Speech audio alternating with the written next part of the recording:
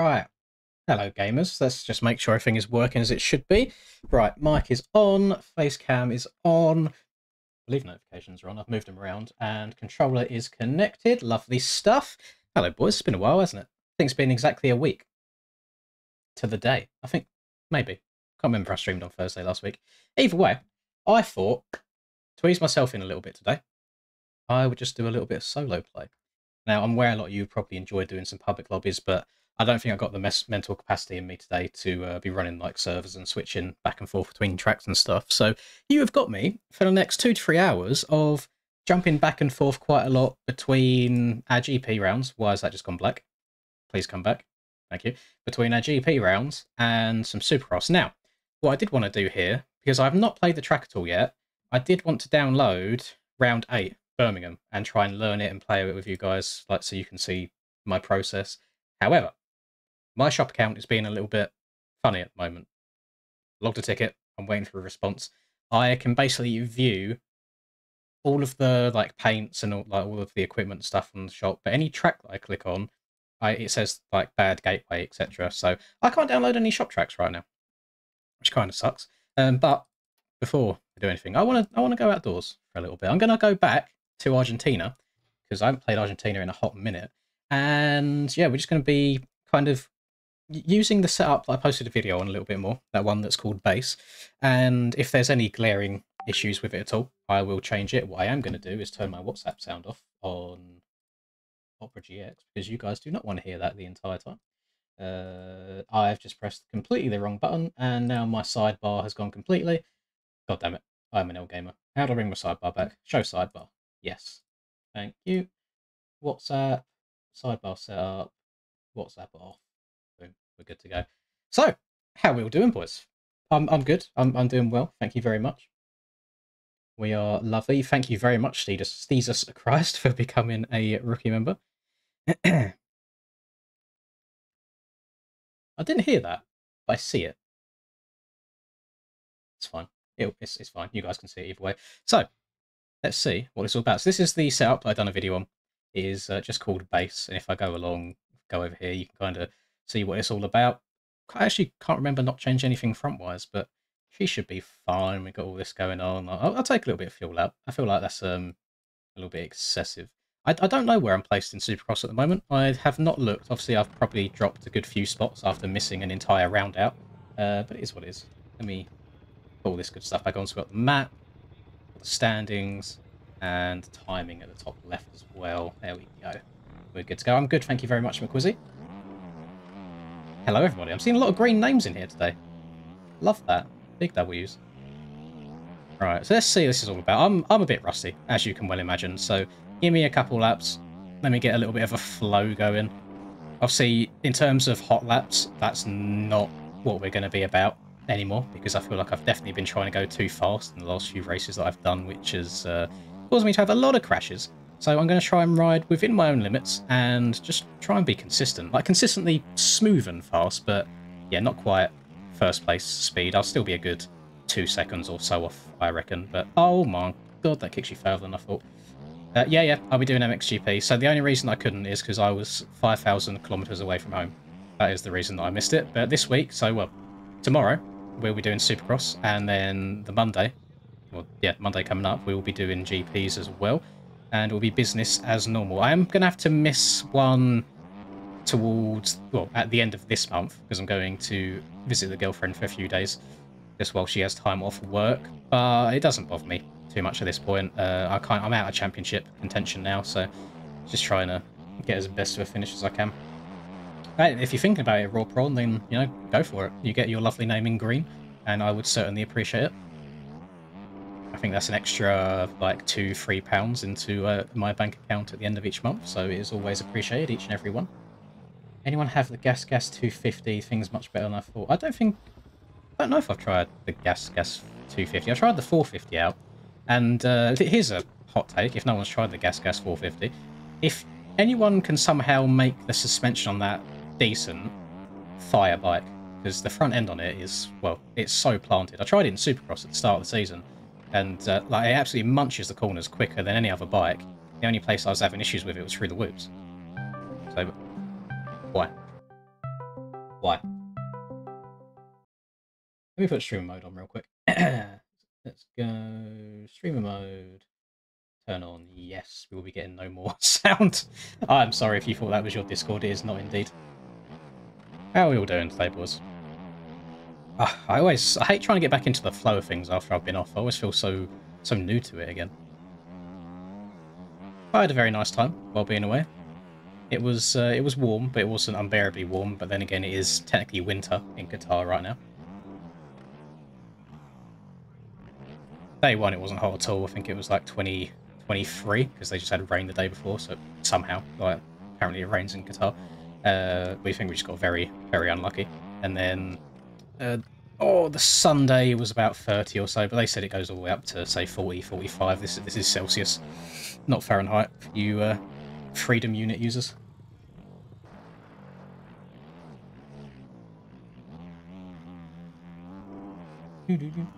Big Bing chilling. I'm glad to hear it.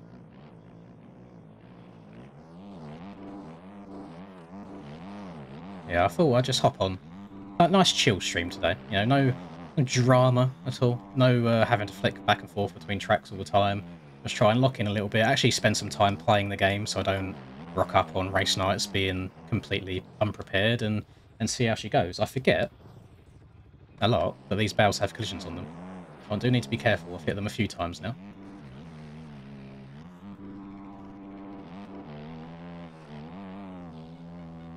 I haven't heard... I can hear a commentator in the background on this track. I have not heard the word sugar booger come out of their mouth yet. I also feel like... So I go all the way around the outside there, and I know a lot of people cut to the inside. I definitely think my line's slower, but I like how smooth it is. Like, you've got to be very precise if you go inside with all of the choppy bumps. But yeah, the back end on this bike, it eats these bumps up so nicely. It's not difficult at all. I should probably make some changes to the front at some point, but I never know where to start on the front. At least with the back end, I know roughly what I'm doing, depending on how it reacts. Every now and then, I'll get like the tiniest little front tuck that I'm not sure about, that I didn't expect. But for the most part, she's pretty planted. It would be nice if it turned a little bit sharper sometimes, but then you've got that constant ongoing battle of changing one thing and then something else being worse, where I feel like this is a good middle ground. Talk about the front end. It's because I hit a sand part. Again, moving forwards, if they are going to put bits of sand randomly around the track, I would love there to be like a visual way of telling, rather than just suddenly hitting the sand and crashing because I'm over too far. Like, if I can see that I'm coming up to a slightly sandier part, then I can anticipate it and not be turned over quite as sharp and be fine. Best 450 is probably the KTM. It is just the fastest one all around, and I think the suspension on it's quite stiff to begin with, but there's people that have managed to get it feeling pretty good. If I hop off the Suzuki and I go on the KTM, it feels like an absolute rocket ship. It's so fast. Husky is also another good contender. But like, if in terms of like tier lists, it's probably KTM and Husky S tier, and then there's a bunch of others that are like A, and then you get your few absolutely terrible ones. Like the TM250 for some reason, really good. Really enjoy riding that, but cannot get a TM450 around the track to save my life. Basically, I don't know what's happened there. Yeah, the TM450 on a flat track, really good, but throw a single bump in front of it, and it's not a pretty sight. Yeah, I never really get to test out the quick shifts because I play with shift help, and it's fine having the quick shift up, like that's all well and good. But what happens a lot for me is I rev the bike in the air quite a lot, and I just downshift while on the gas like this. Like I'll shift up and down in the air whilst on the limiter. You can't do that with the quick shifter. You can shift up, but you cannot shift down. So what happens quite a lot is if I am in the air and I'm downshifting, getting ready to go into a corner, I'll actually be in the wrong gear because it won't have shifted for me at all. And that's just down to playstyle. That comes from playing MX Simulator for so long and not having to use a clutch or anything to change gears on that game. You can just bang up and down the gearbox as quickly as you'd like. So it's just a bad habit that I've transferred over, which at some point I should probably look into fixing and changing, because I do think the quick shift definitely has a lot of benefits, especially out of the gate. I see a lot of KTMs getting whole shots. Yeah, KTM has it as well. I don't know if the gas has it. I'm good, thank you, Jay. Hope you are as well. Just any controller's fine, Matthew. You haven't got to use a PS4 controller. But I would definitely recommend a controller over keyboard.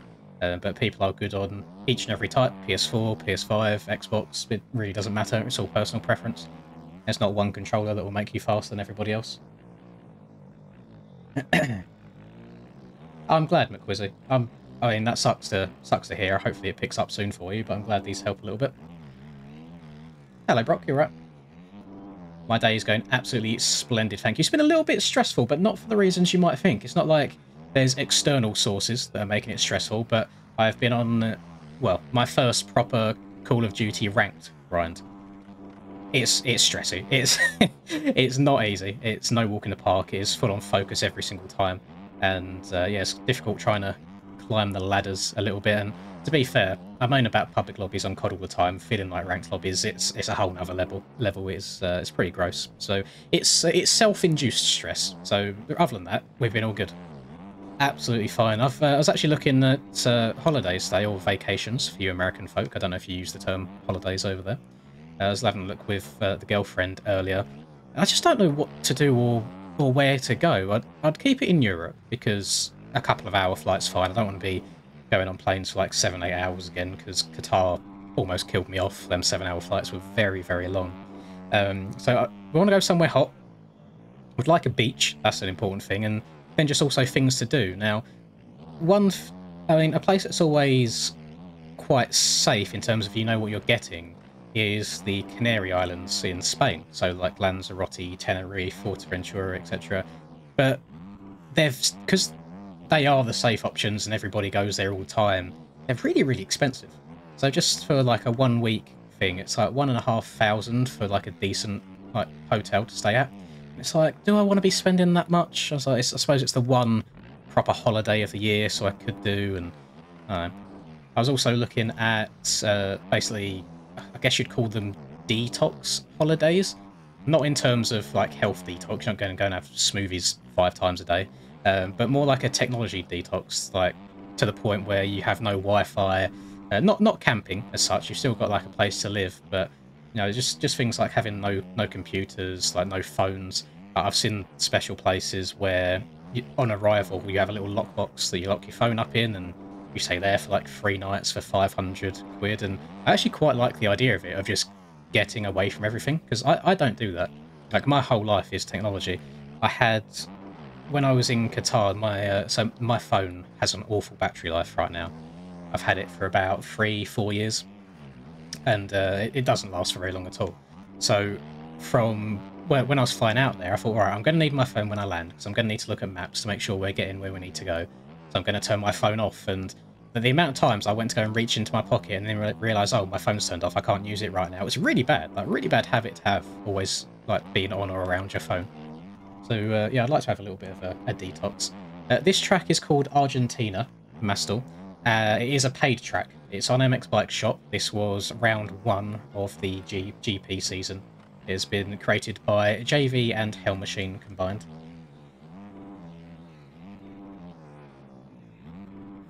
Yeah, Siam Park, Jay. That's exactly the reason I'd want to go there, because my girlfriend, she loves swimming. She loves like water parks, all that stuff. So I imagine she'd have a really, really good time going there. And I'd like to take her. I've been there 3 times, maybe, and it is really, really good fun. House hunting has not been good. There's not much popping up at all recently that's even worth inquiring about. I have a feeling. So my girlfriend's lease ends in like 2 months, I think it is. So we've got 1 more month for searching, and then in the last month, if we don't find anything, I think it's going to be a case of, you know what, there's this set of flats / apartments. We may as well just get one. It's only going to be for a year anyway. We'll see how that goes. Spanish MX holidays. I'm not sure she would. I don't know how she'd feel about that. She can barely ride a bicycle. I'm not sure if she'd be enjoying motocross motocross life as well. Let's have a little look here. Oh, I'm sorry to hear that as well, JD. Let me just reply to a text, boys. Sorry to be a little bit unprofessional. I've left her on red for a while. Let's have a look. Okay.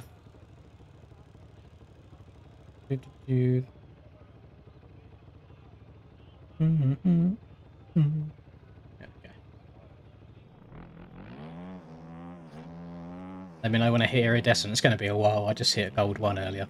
And I started last night, so I don't think gold's terrible for right now. I just find such a weird mixture of people in those, and it's like, very rarely I'll find people that actually have mics to be able to help with the comms to actually help you win. I'll find we'll either steamroll games, like if we're search and destroy, for example, it'll be 6-0 or 5-1, or it flips completely the other way and we get destroyed. It's very rarely a nice happy medium. It's been difficult. I would not recommend solo queuing at all. I've done a few games solo queue. I won 1 out of like 4, and that one that I won, I did top frag. I got like double everybody else's kills on the team, and then other than that, I've been queuing up with Charlie as well. He likes his ranked play. I think he's still doing it now. It's only because I've come on to play this for a little bit. Yeah, there's a couple of good free GP tracks. My phone's just popped off again. Russian GP is good. That's from like 2021. It's a little bit outdated now. There is one of the Lombardia tracks is free because we had a Nations there. No, I think last year's Lombardia track is free.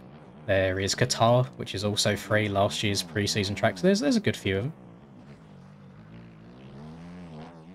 Oh, I'm sliding about all over the place. I'm hoping that's a little sand bit and I'm not just losing the throttle control. Hello, Oz. Oh, I'm alive. I think it just comes with time played, Edge, to be honest. I kind of know the right points to be able to look over at chat, like if I'm in the air or if I'm in a section that I've got the muscle memory down for. Like, I'd probably just have a little look over here and read whilst, like, turning the corner at the same time, and then you probably see me get sketchy at the same time, to be fair.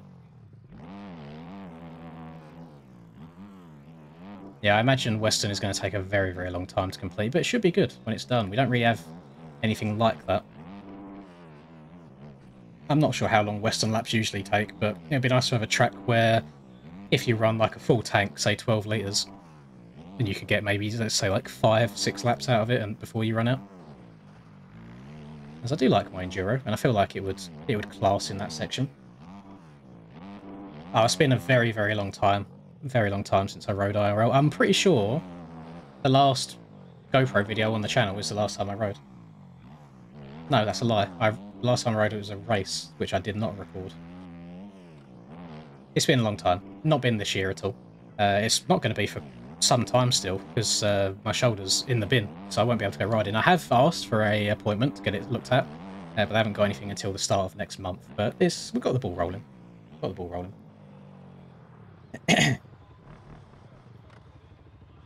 Yeah, Canyon Rush is a really, really good track. I enjoy it.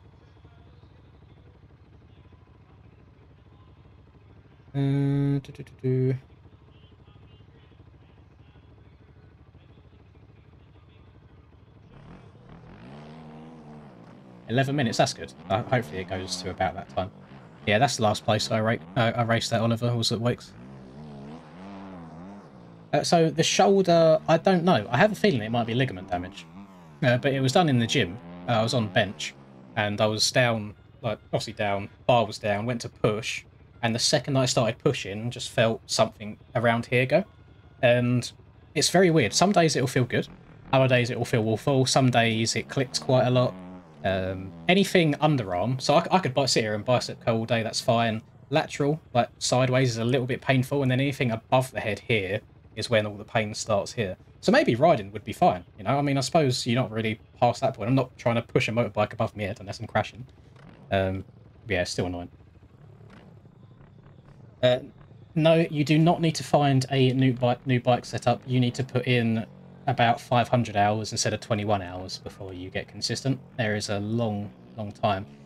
No, that is the annoying thing as well. When I was pressing, it was literally the warm-up.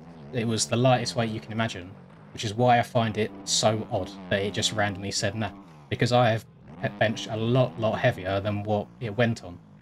So usually when I would go like fast walk on the treadmill for say 10-15 minutes to get my body warmed up, get the blood flowing around the system, and then when I go to the bench I literally do a warm-up set with say literally 10 kgs on each side. I don't know what it is in pounds, I'm sorry. And yeah, it went there, so no idea. I don't think my form was bad. Maybe it was just a bad day. Maybe I wasn't fancying it, but yeah, it's what it is. But yeah, I went to that is the issue with free healthcare is everybody wants it. So when you need to actually get an appointment for something, it takes a very long time. Yeah, hopefully at the start of April we can get that all looked at and get it sorted because I do want to go riding again. I do miss it, especially being around like motorbikes in general recently. It's kind of given me that itch back a little bit. I don't bench much at all. At least not in comparison to like body weight. So I think the most I benched was I wasn't even 100 kg club to be fair. I think it was 75 was the most that I'd done, and I need to give myself a little bit of credit. I'm not a gym lad. I've not been gymming all my life. This was after a couple of months of going to the gym. But I was happy with it at the time. I saw good progress in a short amount of time. It's just annoying that I've now hurt myself and it's now basically back to square one again. Yeah, it was like 75 kg, which to be fair, in comparison to my body weight, I'm pretty sure when I was doing that, I was about 80 kg at the time. So I was almost benching my body weight, which I suppose is the goal, what you want to be able to do. Yeah, so I know there's a lot more muscular men out there, a lot stronger boys. But I'm of the opinion there's no point me sitting here trying to stroke my ego.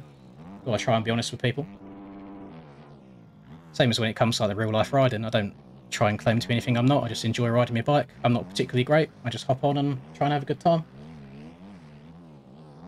Yeah, 100 would have been the goal, which would have been nice, but at the same time, I wasn't trying to get particularly massive in terms of body composition. It was more so just trying to lose weight and then tone up and get slightly muscular. So it's not like I was trying to go for 1 rep maxes all the time anyway.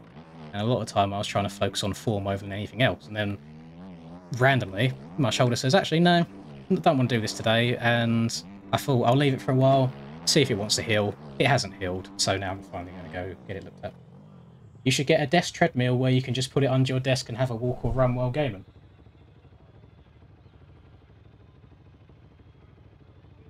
Do you mean one limb? Do you mean one limb things right there?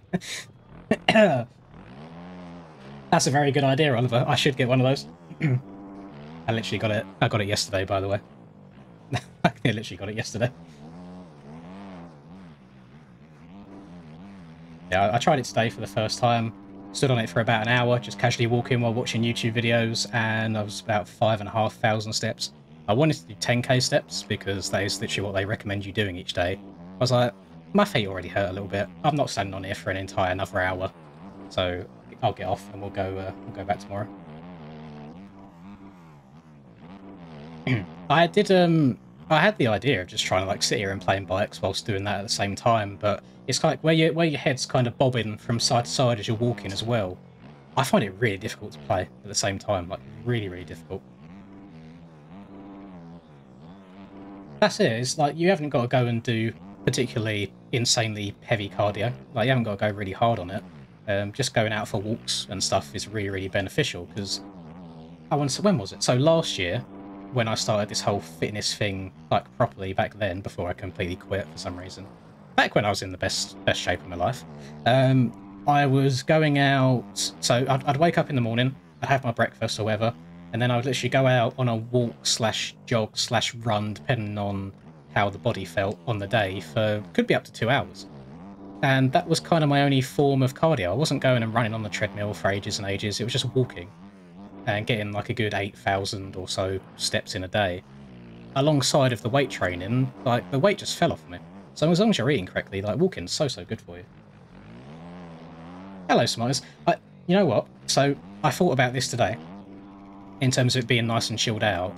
I think when I do public lobbies and we're constantly going back and forth between like tracks and there's 40 people in a server all jostling and like bar banging, I think that makes it a little bit hectic and stressful sometimes, where this is just me and we're sitting here having a nice, like, chilled conversation.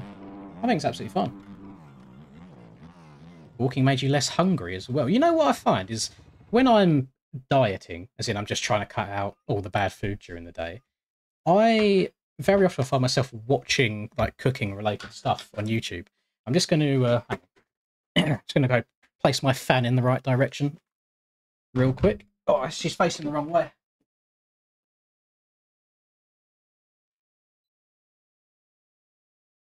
Hang on. Oh, now it's too far. It's too far the other way. Actually, no, that's fine. That's fine. If anybody wanted like a Lynn's room tour, hang on. So we've got my desk is actually fairly clean for a change, to be fair. We've got all of the G Fuel stuff over there. Behind me, we've got like suitcase and stuff while I was away. I've put the fan on. Oh, we've got my little treadmill back there, and then we got where the magic happens over the back. Pay no attention to the stress toy that I've had for like years. And of course the sampling of paint, where I went to go and paint my room at some point, and it never ever happened.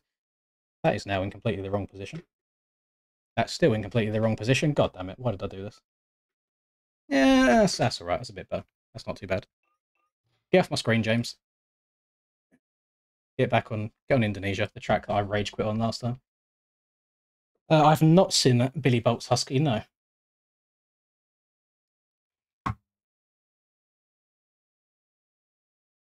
Oh, I missed the Honda days, Rice. Like last GP season when the Honda came out to play and I managed to win at Sweden.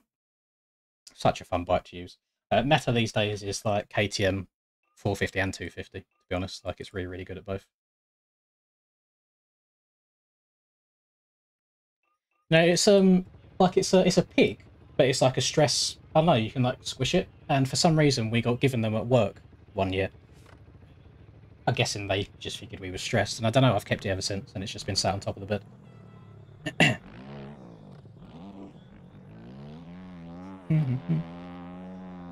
Right. I want everybody to pay nice attention. I don't know how loud my game audio is, to be fair, so you might not be able to make it out. I want to get a sugar booger counter going on. See how many times we hear it. Oh, let's get out of the mouse. See, I think this track will be harder just to pick up and play than Argentina was. Argentina's a lot wider, a lot more open. Whereas this one, you have to be very, very precise. In some of these here, ruts, I've almost gone over the first one. Let's try and play it nice and smoothly. Scrub that bad boy. Landed on the wrong side of that rut. Getting that. Let's try and learn the lines again. Back into the middle, square this off. Jump up the top, get on the brakes, hug this tight on the inside. Jump down to the outside, I think was the move. Up on the pegs so we don't drag a foot in the ground. Step up. Did hear Sugar Booger just then. On the left, jump down to the outside here, up on the pegs. You can double out of this if you hit it right. Oh, clean, first attempt. Down to the inside here on a 450 because you have more than enough speed to hit this jump and still scrub it. There's no need to go around the outside there. And then we'll try and hug this on the inside. Limit your track distance over all the choppy bumps. And then I really struggle with this uphill triple on the Suzuki. I feel like KTM and Husky, no problem, but the Suzuki, you really got to stretch it out. And still then, sometimes you still don't even get over it cleanly. I think if you need visual proof in terms of like a bike speed, that's it. Like what else do you need?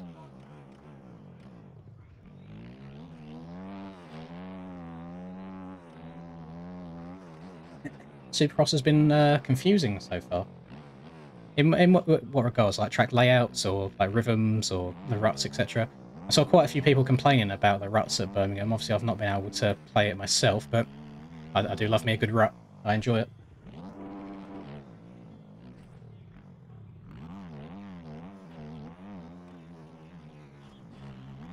Oh, you saw the front end trying to go on me. I think a lot of time that's just luck. Like I've not done anything to bring that back. I've just basically straightened the bars and that's it. And you just have to hope that the game rewards you instead of making it fully tuck on you. So you can see on this setup, handles the bumps really, really nicely. It's fairly smooth in the corners, but there's not that raw pace that I think you need to be winning. But it should hopefully make me nice and consistent throughout said race. And then it's just down to me to know how far to push it. Because I'm getting around this track much, much easier than I did before. Definitely think it was a bit of an L move switching to the Yamaha at last second before the race. And yeah, I'm not saying the Yamaha's a bad bike at all, but it's very, very capable. I just did not have a good setup on it. Right, can we try and hit this triple step up this time? Or it was a little bit further. Oh, still a little bit short though.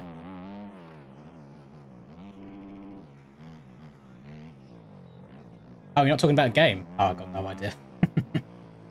How realistic is the game? I mean, I don't think you're ever going to get a truly realistic game. There's parts of it that it does well, there's a lot of it doesn't do well. I feel like the same applies for Sim as well. Sim has some good things and has some very weird things. The issue that we have, which I think the best way of wording it is, when you're riding a motorbike, you use all of your body to move that bike around the track. When you're playing a game like this, you've just basically got these two thumbsticks. And it's like, how do you translate the feeling of a 200-pound machine to your thumbsticks? And you really can't. So it tries to be a simulator. It succeeds in some areas. It really, really fails in others. But if you want something that is fairly easy to pick up, but then difficult to master, but also has a hell of a lot of free content in terms of like the mod side of things, then it's probably the best way to go. I do feel sorry for the people that are stuck on console that don't have PCs, because I wouldn't want my only motocross options these days to be MESX or Legends. Hello, Sander. I'm very glad you're liking the channel. Just started riding motocross and downloading MX Bikes 2. Game's really hard. Much love. Keep up the good work. I appreciate it. Yes, the game is very, very hard. Yeah, you'll get there. Just keep grinding away. It unfortunately takes a very unhealthy amount of time to be like top level at this game, but if you want to just hop on it casually, just a couple 100 hours and you'll be able to hop on the game and ride around no problem. And then I suppose everyone learns at their own speed anyway. So it might take someone 1,000 hours to get consistent, it might take someone 100.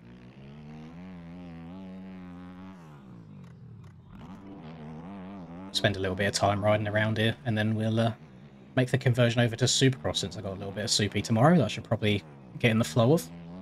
Let me try third gear rather than second. Nah, although my run-up wasn't anywhere near as good that time. Can you double around here? No, is the answer. Yeah, the bikes that come with the demo, they're not amazing. But the bike that I'm on right now that you get when you have the full game, you have to download it, but it only works when you've got the full game, is much easier to ride. Like, the demo bike is a bit more difficult, but if you're playing the demo, I'm guessing that also means you're very, very new to the game, so everything's going to feel bad anyway. It takes quite a lot of time to get good at the game. It's not an easy one just to pick up and play.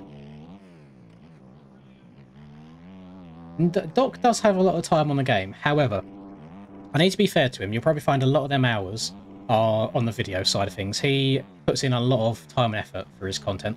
He really, really does. Like, he has an editor making TikToks for him, like making shorts for him.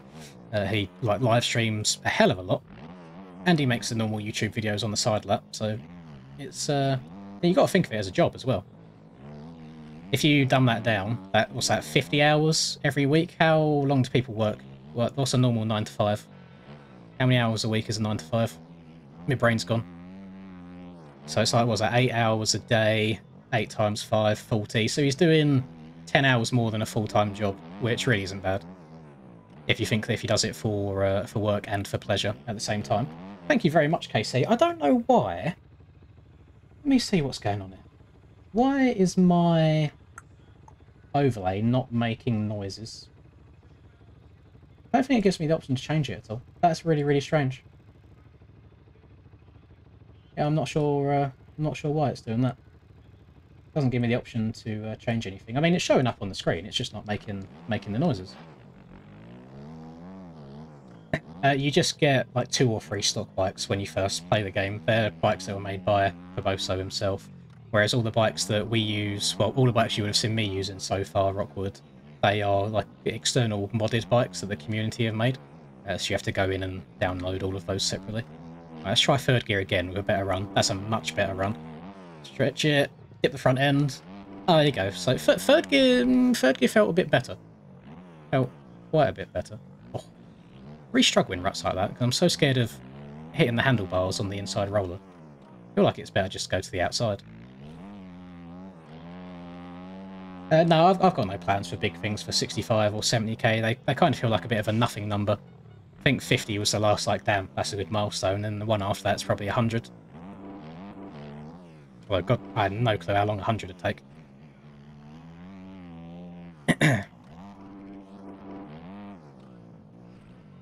Oh, I just heard a sugar booger. Let's try and do a lap without stopping. That's very violently kicking me there. I don't remember it doing that when I was testing the suspension out originally. Get on the brakes. Oh, that's a horrible back-end kick. Got lucky where it landed. It didn't cross-rut me too bad. Get up here. On the brakes. Try and hug to the inside. I missed it. Oh, I do not want to take that third rut. Oh, no. I've gone too high. Gone too high in the rut.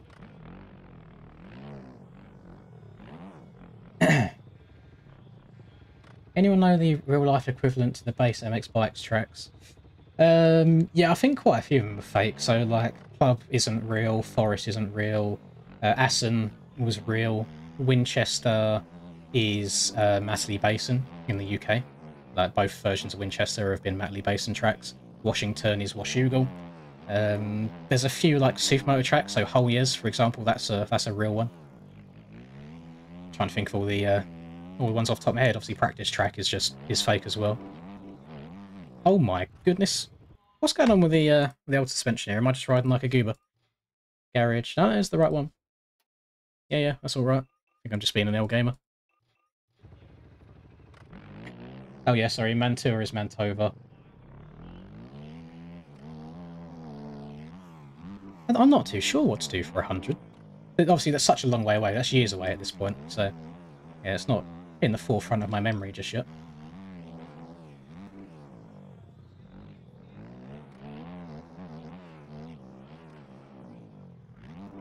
The Bikes is not popping anywhere near as much now as it did, say, a year or so ago.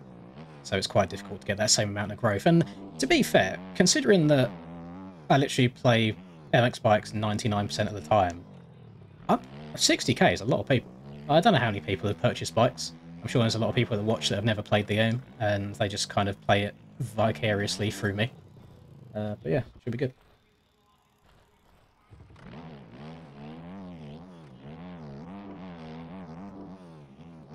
Not got too much of a flow going right now. Let's try and lock in a little bit. It's because I'm reading chat a lot. Yeah, Great Britain was quite a brutal track last year. I mean, I won it, so I wouldn't say it was the most difficult one because I'm very, very biased. But yeah, it was very rough. My season was all downhill from round one.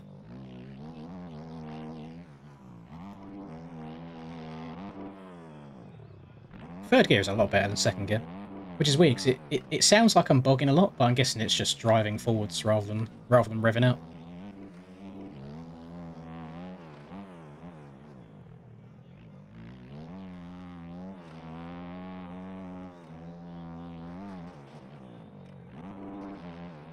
Can I get to the inside here? No. If I turn any sharper than that whilst going over them bumps, the front end probably would have washed on me. Or would have just bounced out and over the corner. Turn it into a front flip. No, not fine. I'm good, thank you, Salad. Hope you're as well. You beat me on a 250. Well, round...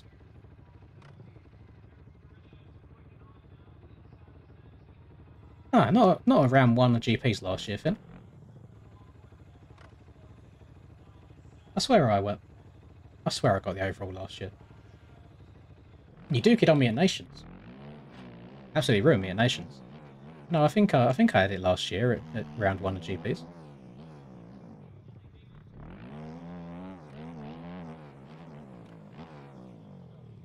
I keep every like new season that starts, I'm always torn. It's like, do I want to compete in it, or do I want to see if there's an option to try and commentate it? And a lot of the time, it's like if I feel like I can get at least one win throughout the season, I'm fairly happy with it. So I got a win in Supercross last year. It's a little bit lucky, but I still got a win in both EU and NA, literally on the same night. In the year before that was the year that I won Supercross. I think I won a couple of outdoors overalls. Did I win? Obviously, I won a GP in 250s. I didn't win one in 450s, I don't think. And then this year, I've got my one Supercross win on the Dookie as well, which was a big W.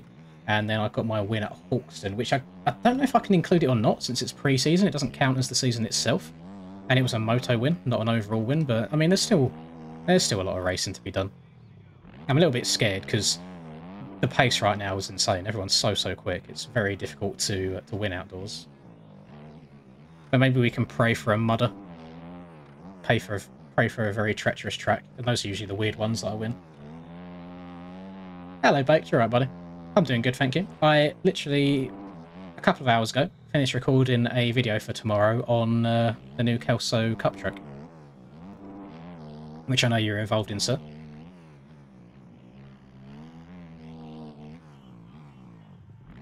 Oh, no, that's... actually, I don't know if I won in EU for Flanders, Lommel, and Hyvinka as well, Finland. I definitely won NA, Hyvinka, because that was on the Dookie as well at the time. That's when the Dookie was even worse. I can't remember if I won EU. Yeah, for whatever reason, sand tracks I do really well in. It's not something that I particularly practice a lot, but it's completely polar opposite to real life. Put me on a sand track in real life, and I look like I've never swung a leg over a bike before, but for some reason in game, it seems to suit me. I've done that a lot of times now, and you'd think I'd learn from my lessons. Let's go Supercross. Let's do a bit of Dookie Cross.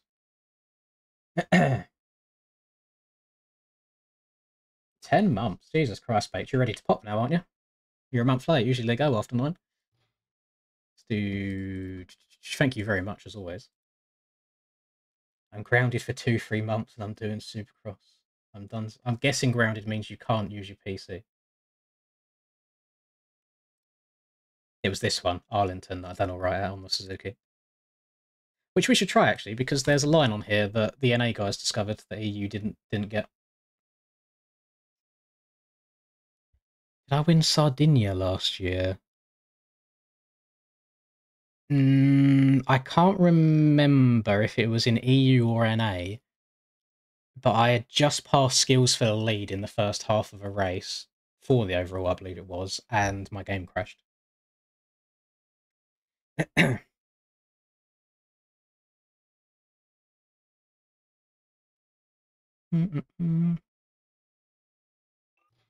Right. I believe this is exactly the same setup I was using. 4.8 litres, yeah. That sounds good.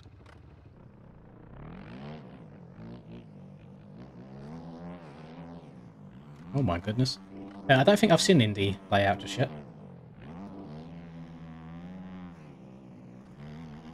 Unless we played Indy and my brain's just been stupid.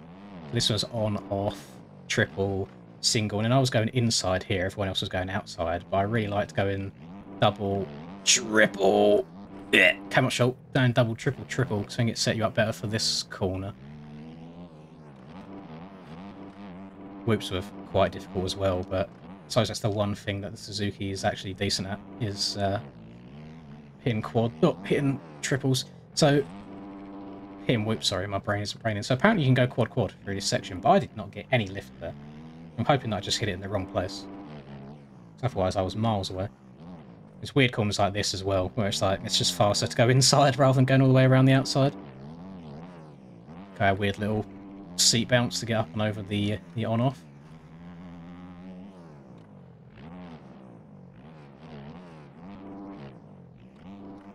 Oh, let's try me inside again. Also rusty. There we go.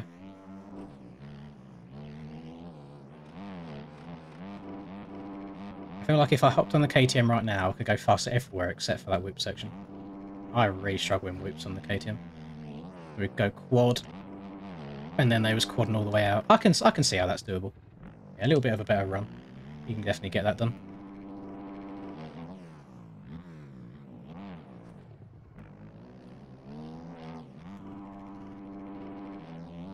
Yeah. So I'm hoping, praying, that in the OEM testing that's going on now, so I believe they're making a Triumph and a Beta. I don't know if they're going to make it for both 250 and 450. But if it's true to real life, then we'll have a Triumph 250 and a Beta 450. I was saying to Aiden, whilst we was in Qatar, I was like, listen, it's up to you to make sure that they are viable options. Make sure they're not just castaways.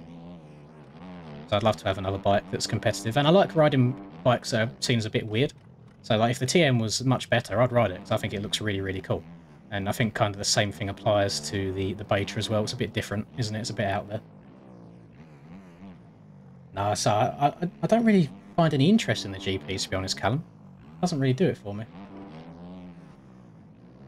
1-4 at Flanders, that sounds like something I'd do. I do usually choke the second motos.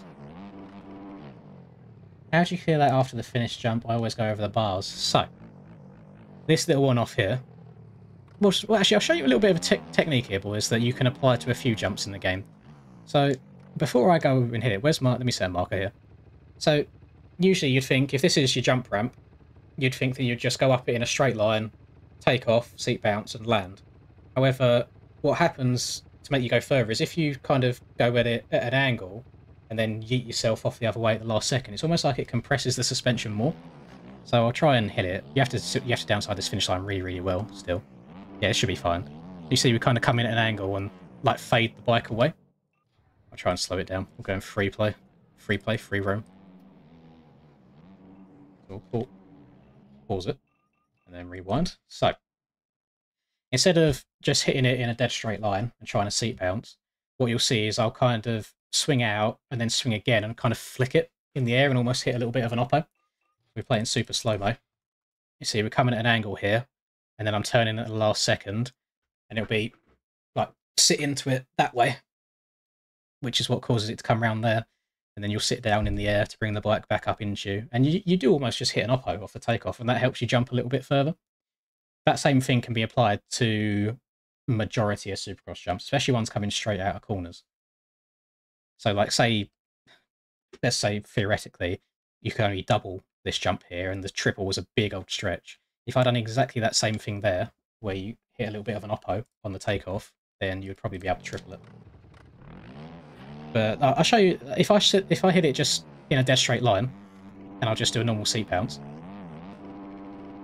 You see, the bike soaks it up. It doesn't send me up in the air enough, it just goes forwards, so I didn't get enough oomph. So you do have to hit that little flick. Hit the little oppo. I don't think I'm going to get it this time. I flat landed the finish line. So you do still have to be pretty perfect on this as well. How people were getting it on 250s, I have no idea. There you go, that was clean that time. Yeah, got hit a little steez with it. I'll show you another track, actually, that applies to. Yeah, I'll show you good examples of it. It's on Rust. Rust is a really, really good track. If I hop on the KTM as well, just to make my life a little bit easier. How is Helldivers, by the way, Smiggy? I've seen a few people like raving about it. And I suppose my second question is it too late to be interested in it or get involved with it at all?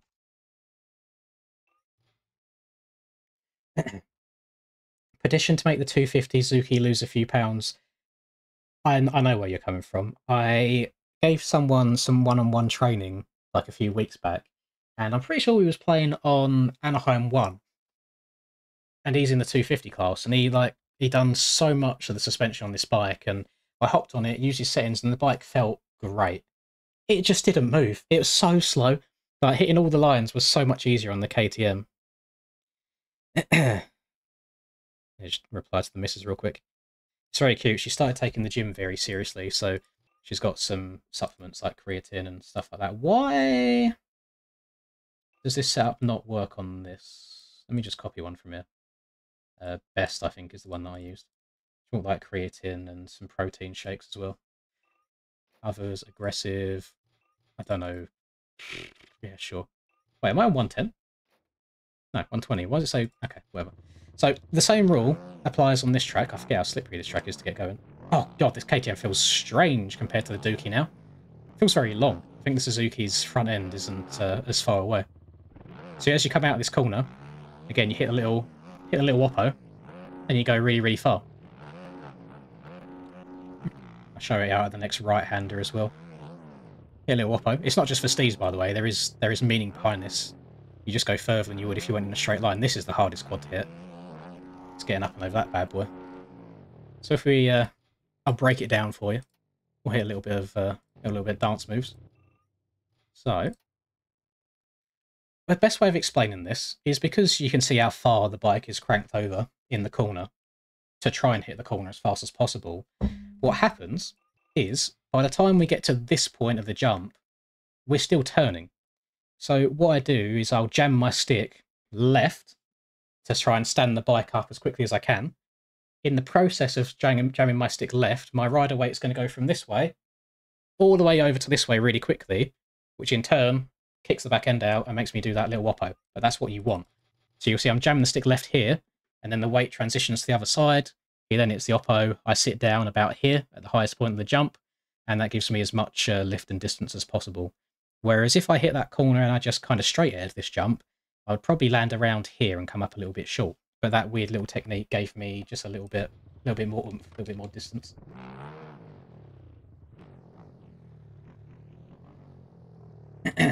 It looks easy when you've practiced it many times. It's difficult to learn. Same thing applies to like stepping onto the second table here. Same thing applies to, if I didn't actually do it that time. Shows my ego a thing or two, doesn't it? Same applies to stepping onto the second table after this corner. Not as excessive that time. But you get the idea. This rush track is a really good track to practice that on, because all of them quads are doable. It's just about getting the technique right. And it also helps having a very powerful KTM underneath you as well. What's this like through the whoops? Not terrible, but these whoops are very easy. I'm hoping... Oh! I'm hoping that I don't start enjoying the KTM too much, because then I want to go and ride it. Thank you very much, Kelso. I was just saying to Baked earlier, I'm not sure if he was lurking, I've done a video today, ready to upload tomorrow, on round 3 of your cup. Very good fun. Go triple through here, and then if you go out wide a little bit, you should be able to quad in, and then try and step on. Oh, not quite, didn't get quite enough oomph. What do I think of the new pit? Oh, the new pit bike's out, or are we talking about the CRF 110? Hang on. Let me load up MXB mods. Let's have a look. New pit bike. If we're talking about the new 110s, I don't like them. I think they're too slow. I feel like it was fun having them as they are, and I'm really annoyed that we can't have the old ones, or can't re-download the old ones. I don't think I've tried the new pit bikes that BSA is working on. No, I can't see them. We'll see. What time are the races? Because I haven't even bothered looking at them because I thought they didn't line up with my schedule.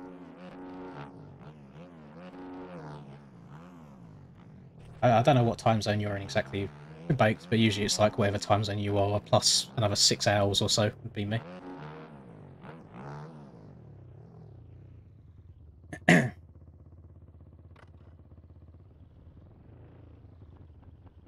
Next stream after Friday will probably be Monday. Or there's a chance I do one over the weekend. I probably should do. Do need to get back into the swing of things again. 6 Eastern. Oh, so it's probably about midday, 1 AM. Okay. Got midnight, 1 AM. Maybe. I can't really record at that time, so it can't be loud, is the only annoying thing.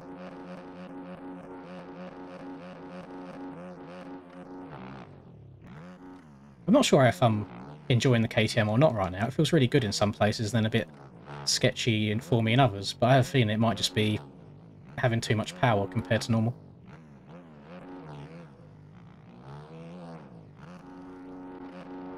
Oh, I don't think I've got that quad. Oh, straight lined it a little bit.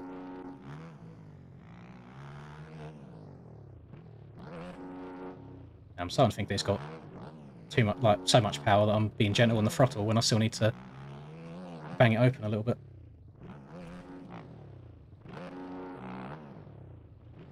I'm good, thank you, Benny. This is a 450 that I'm on at the moment, Doxy.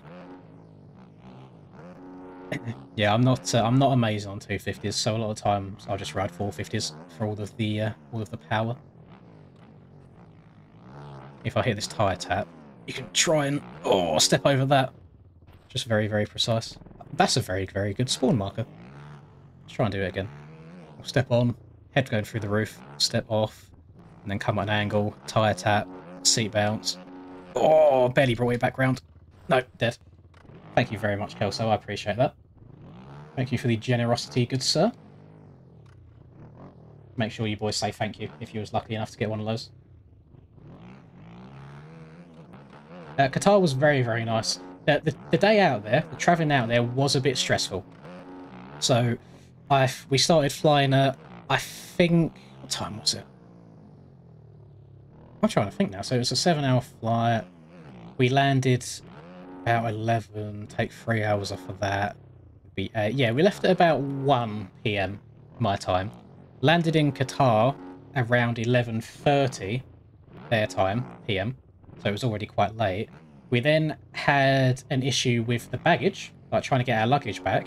So what happens is, it seems like not many people stop in Qatar. Qatar's like one of them places where you get a flight to there, you then stay for an hour or you stay overnight, and you then get another flight to somewhere else.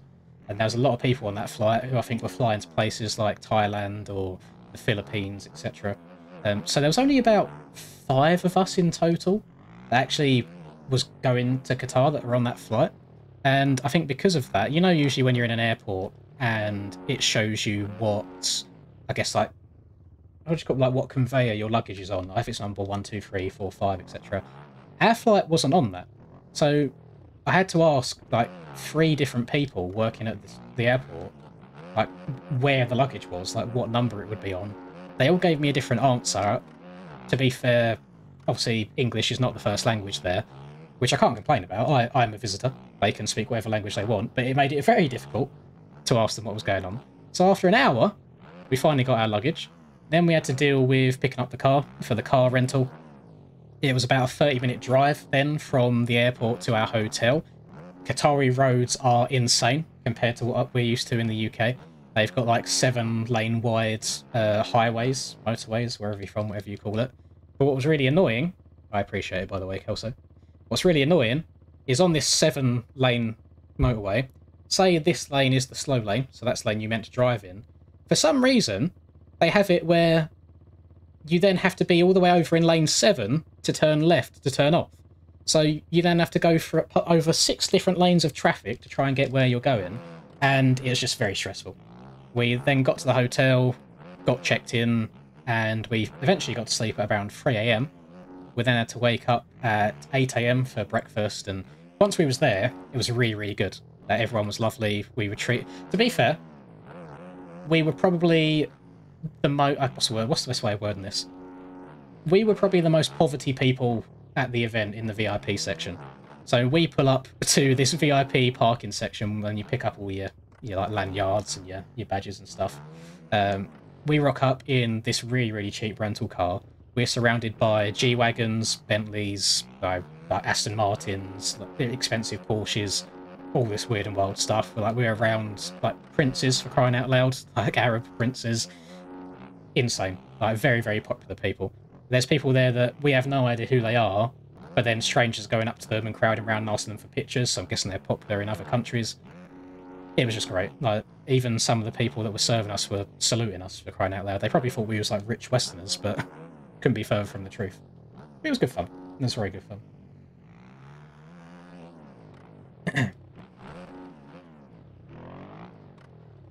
Hello, Rye. You alright, buddy? No, it was good fun. I enjoyed the place, like especially the people. Like everyone was so nice, and it's a very pretty place. Like the buildings are insane that they've built there. But what happens is, because you are literally just in a desert, there's no like cohesion between buildings or places. You don't feel like you're ever in a city or in a town. It's just like there's a building here, there's another building here, there's a massive stadium here. It's like, and you're kind of going from place to place rather than being in somewhere.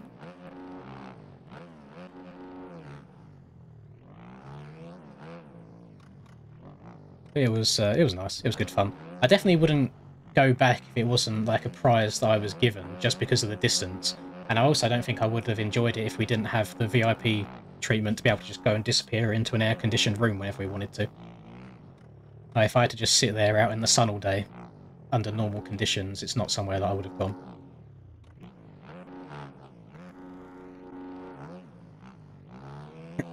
And because I'm an absolute Rizlord, I did have a very lovely Thai lady next to me on the flight who mentioned that she was single within 10 minutes of talking to her. And then we hit a really bad spot of turbulence and she death gripped onto my arm for dear life. And I was like, no, that's fine. You grab away. Girlfriend was not happy. I have told her. She might be watching the stream right now. That was very, very funny. I do have a soft spot for the Asians, I'm afraid. I feel like my brain's been shut off for the last 10 minutes. I've just been sat here spinning laps without thinking about what I'm doing. Well, how did I used to tyre tap and jump over that? Is this track a good track to practice for Indy? I don't know what Indy looks like. I would just suggest playing any tracks made by Stone Rider. I mean, this is one of them. I mean, it's a free one, so it could be. If you don't have the money to go and buy any of the previous rounds, then don't. But if you do, then I would definitely recommend playing on like rounds 1, what are we on now? Like 1 to 9 of the Supercross season so far.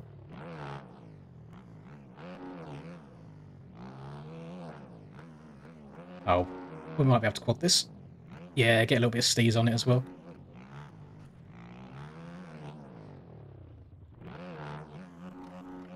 Oh, very steezy. It ain't easy being steezy. Just moving right now. Can we get a little bit of a spin in the corner? Oh, we can. Oh, no, it gripped. It gripped. Pretend that didn't happen. Tried lighting the back end up to do a 180 in the corner, but she suddenly dug in at the last second, so I did not turn at all.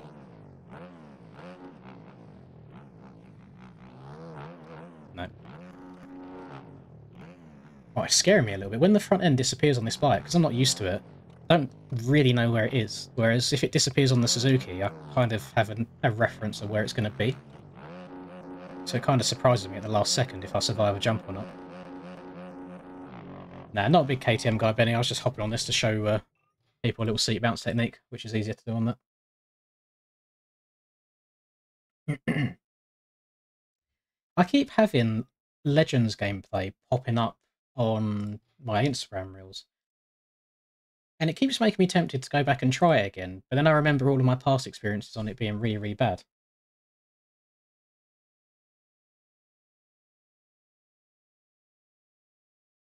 Right. Let's try some of the other rounds as well. See if I can...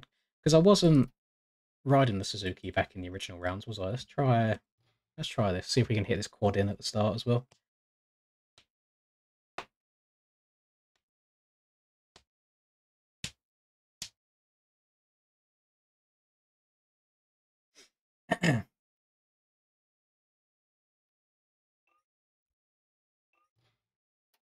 Right.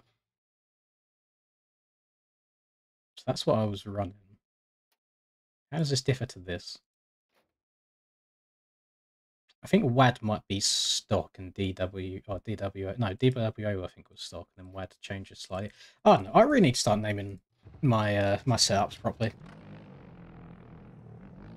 Track day on not really right now. I kind of covered the new content and I'm waiting for more. Sledders, I'm just waiting for more stuff. Like, because it's a sandbox game, I really don't know what to do on it. So I just have to wait for updates. And I think they're working on an update at the moment. I got nowhere near that quad just then, which is very scary. Yeah, I don't like don't want to just play the game for the sake of it and having no real goal in videos, if that makes sense. This is incredibly annoying, because I know full well if I switch to a Husky or a KTM after this, I'll probably quad that first or second attempt.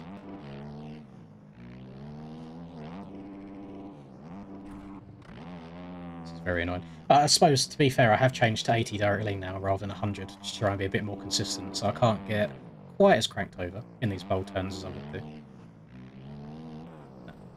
Just to prove my point, is I'm gonna absolutely mug myself off here. It's coming on the 29th. I didn't know there was an exact date for it, so I'm glad to hear that. Where is it? Nope, not Suzuki. Just to prove my point.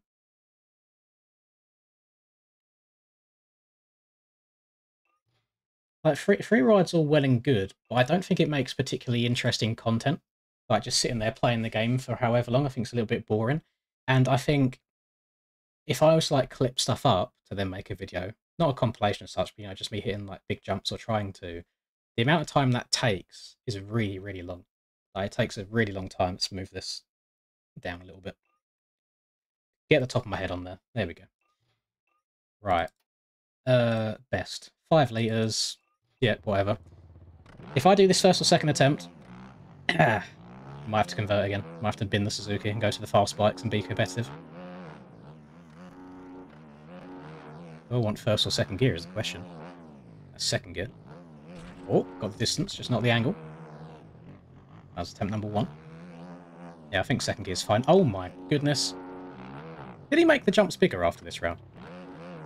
Because that's tiny. There you go. Very easy on the KTM. I've almost stepped on. That's actually ridiculous. Yeah, if they get to the point, or at least if the modding community on Sed as well can get to the point where they're actually creating snowcross maps, I'll be all over it. Like, it sounds really fun. KTM, it feels like it lacks engine braking, if that makes sense. Like, I feel like I'm coming into the corners so quickly. And it feels a little bit slidey. I don't feel too connected, whereas when I'm on the Suzuki, you can feel the weight of the bike. Which maybe just means the Suzuki's too heavy and the KTM is very light, but it's off-putting trying to switch from one to the other.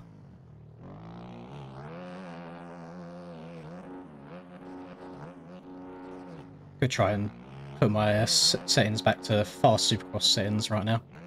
So 100 direct lean and turn my gain up a little bit, but we're rocking it as it is. Oh yeah, I've not got that in the locker. I'd love to ride like a Cowie, for example, but the Cowie's not it. Cowie's painfully slow. Yeah, that quad's just, it's so easy. But you saw me not being able to hit it at all on the big yellow machine. I don't know if that's a good or a bad thing, because like, let's say this was a race scenario. I think the reason that I've done well at round 1, well, the reason I've done well here for the actual race is because I didn't try hitting that quad ever, whereas other people were trying to hit it and kept crashing doing it. So if I know that I can do it and I've got the power under me to do it, I feel like I'll be more inclined to try doing it, which could then make me crash more, and I don't know. It's a hard one to say. I've tried the Honda, absolutely hate it. I'm not sure what it is, I just cannot get it around the track properly. That is obviously personal opinion. If you are happy on a Honda, then by all means you ride one, but it's just not a bit of me. I want to try and send that again. But I clip the bales. Yeah, you can go faster on bikes at the moment just because of how much traction there is. The wheels are very, very grippy.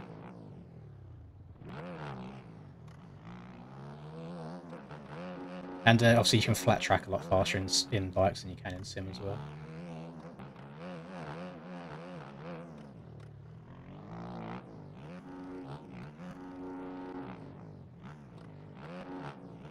I'm having to check up a lot for these jumps. I've been very reserved on the throttle.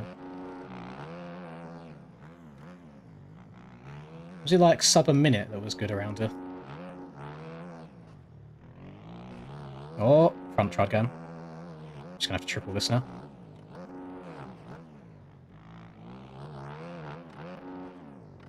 No, I don't think we're gonna be sub a minute.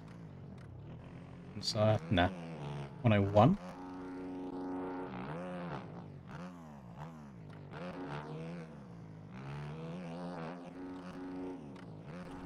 I'm up a little bit short that time.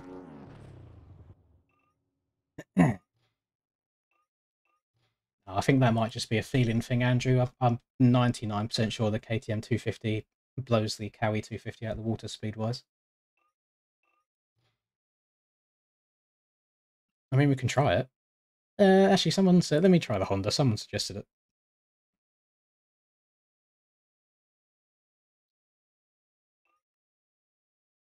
Gas is a nice bike. I just can't sort out suspension in whoops, for example.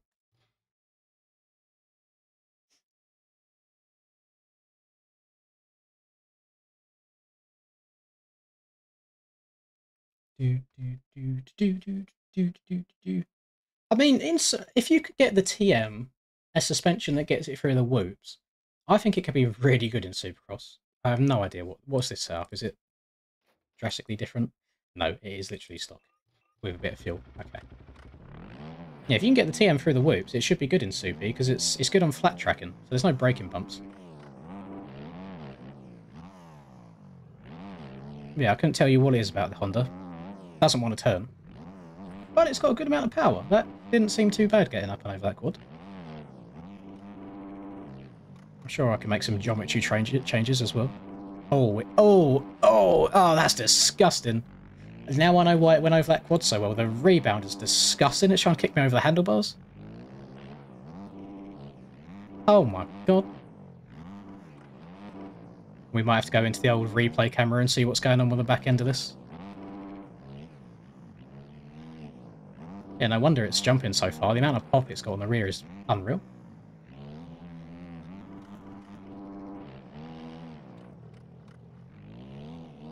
Now, I think the very first thing they should focus on for making this game better is improving the netcode.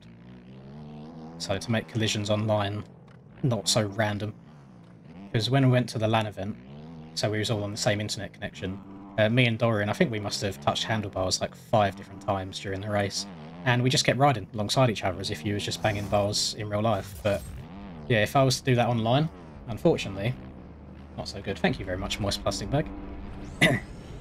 Right, let's go back, see what that thing's doing in the whoops.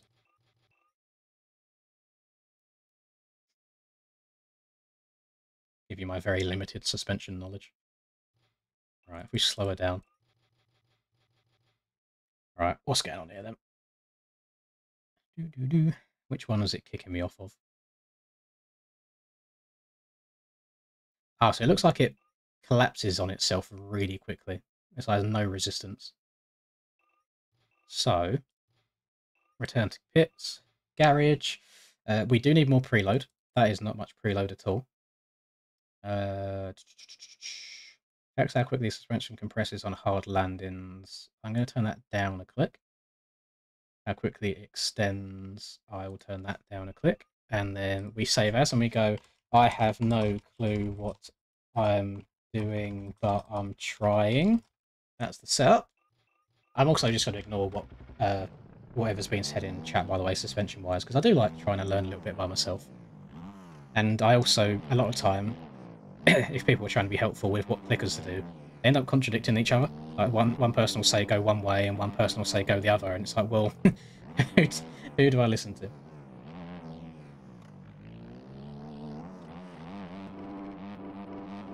Little bit better. It wasn't quite as severe, kicking me over the front. Still not ideal.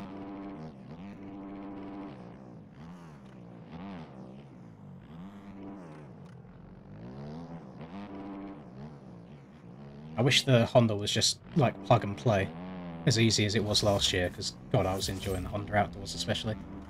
Thank you, Air. Hello, welcome. £5 from Air 199, Linz. Linz indeed. Air 199. There you go. You see, it's not quite as fast as the KTM is, just from like that sand section alone. Trying to get the quad around the corner was a bit of a stretch. Oh. Then I suppose it's like, if it's not as fast as the KTM, it doesn't go through the whoops as good as the KTM, if it doesn't turn as good as the KTM, what's the point of it? Which I think at the moment is the only issue with the bikes all having their own characteristics. I feel like I would like the bikes will be the same as each other, but then it defeats the point of what the OEM bikes are, if that makes sense.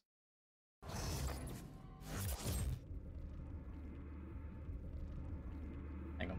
Sorry, I'll answer that question in a second. Let me just rewatch that and see what happened. £5 from Air 199. When you said currently letting it crust as I write this, what did you mean? So you see,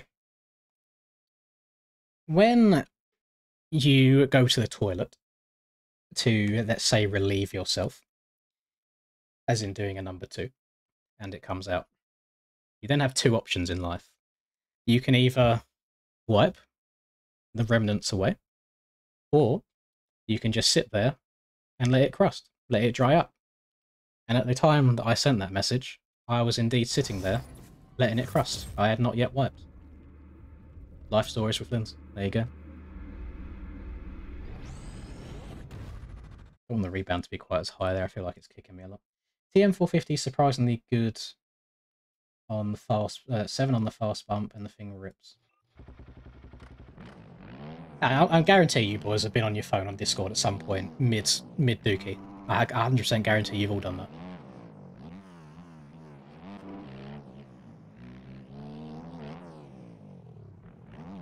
Yeah, she does. She feels a little bit heavy in the corners. Doesn't want to turn too well.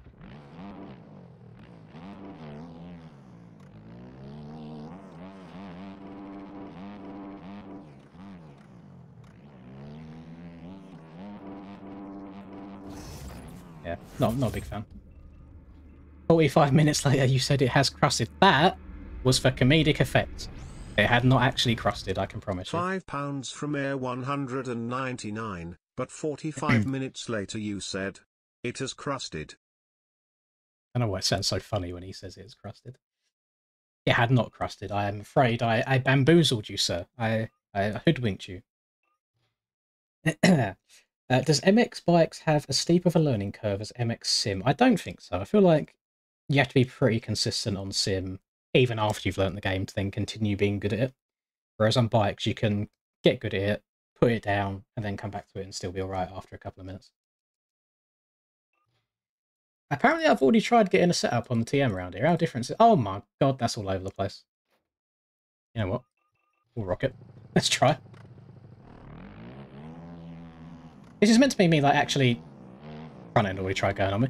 This is meant to be me, like, trying properly to just get better at the game, and now I'm sitting here trying out all the random bikes.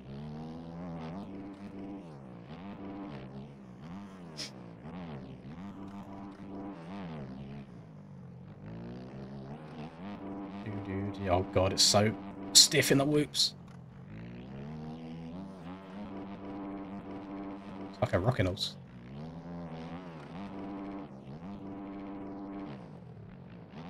Yeah, I can promise there was no 45 minutes of crusting. There was about a minute of crusting, followed by a little freshen up, followed by back to the PC.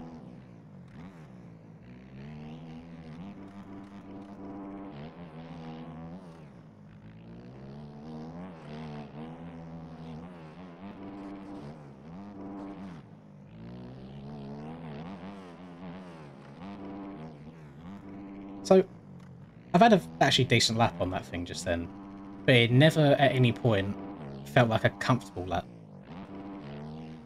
Like, it felt like I could crash any second, like the front end's gone. And I'm just not feeling the TM at all.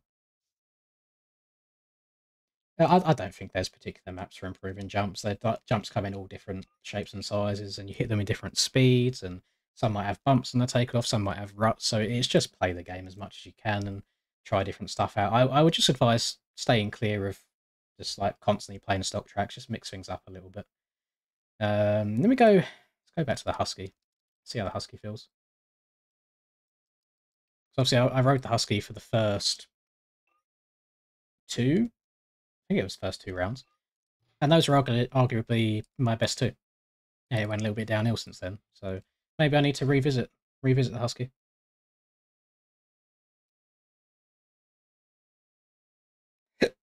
Oh, pardon me. Do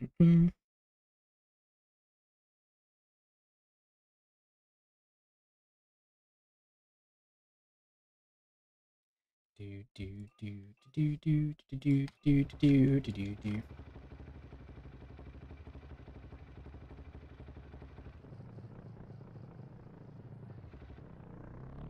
Yeah, and we do have a little bit of soft spot for the Husky, don't we? From rocking it in 2022.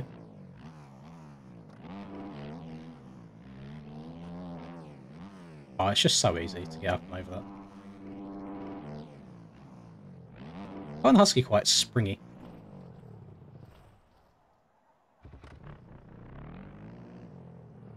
Didn't expect that one to happen.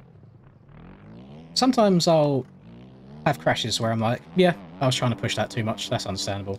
Then I have weird ones like that where it just goes on me. I'm just like, there was no kind of... There was no warning there. There was no twitch or anything. It just suddenly disappeared and I couldn't save it at all. Which is ends up just being a skill issue. I mean, don't turn as tight as I am and I won't crash. Problem solved.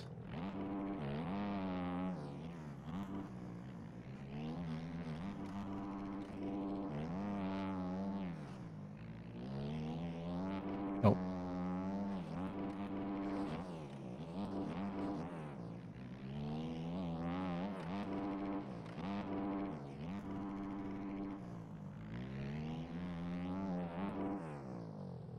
Nowhere near.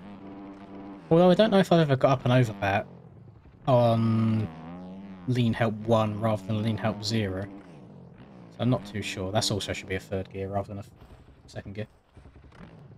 I don't think I've tried Husky Outdoors at all yet. I think I've used it solely in Super. Yeah, look, it just munches whoops.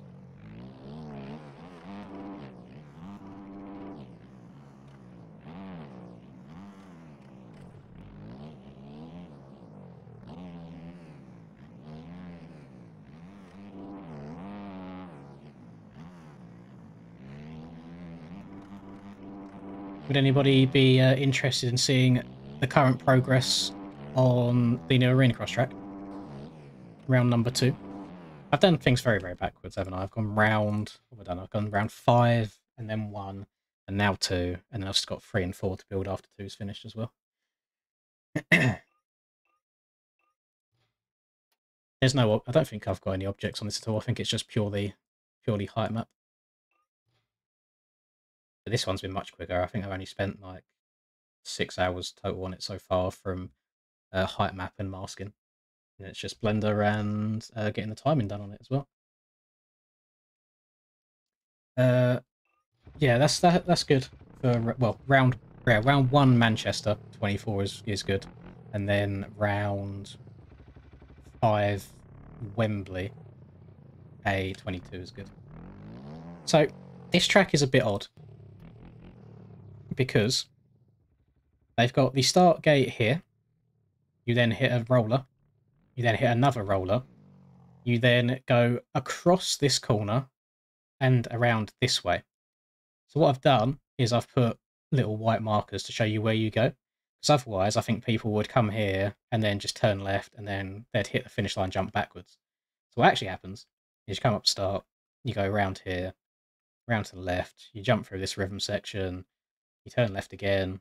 This is the finish line, big old triple. You then go to the right, all the way back down the start straight, and then into this 90 here, well, 120 here, through the whoops, double, and then that's the remainder of your lap. So I thought I'd put in the little white bit this time so people knew where they was going. I don't know why it's showing up so weirdly.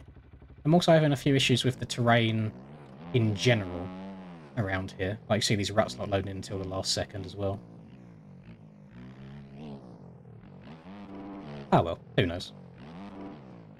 I think this, like the spacing in between the jumps on this track I've made a bit smaller, so it's a lot more technical, a bit more arena crossy.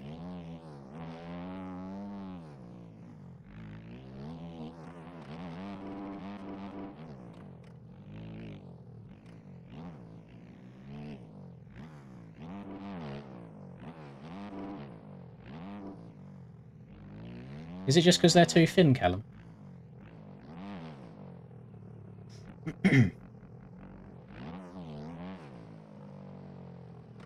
Boring? What do you mean boring? I can't do anything about that. That's just how it goes. That's what the track's like.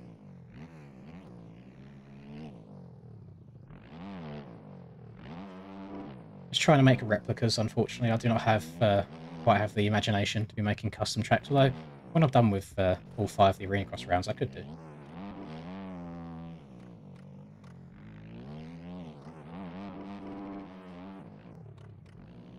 It could be that they're just too narrow. I mean, I think it's an 8K texture mask, which it doesn't need to be 8K, to be fair, but it is what it is. I just found it easier making it in the same PSD that I was using for the rest of the masking. Those sector times are not correct. So I've not done timing on this track yet. It is just picking up on the old timing that I used on whatever the last round was, because I used the same like base track. I just copy it over. So pay no attention to the timing in the top left there. It is not correct whatsoever.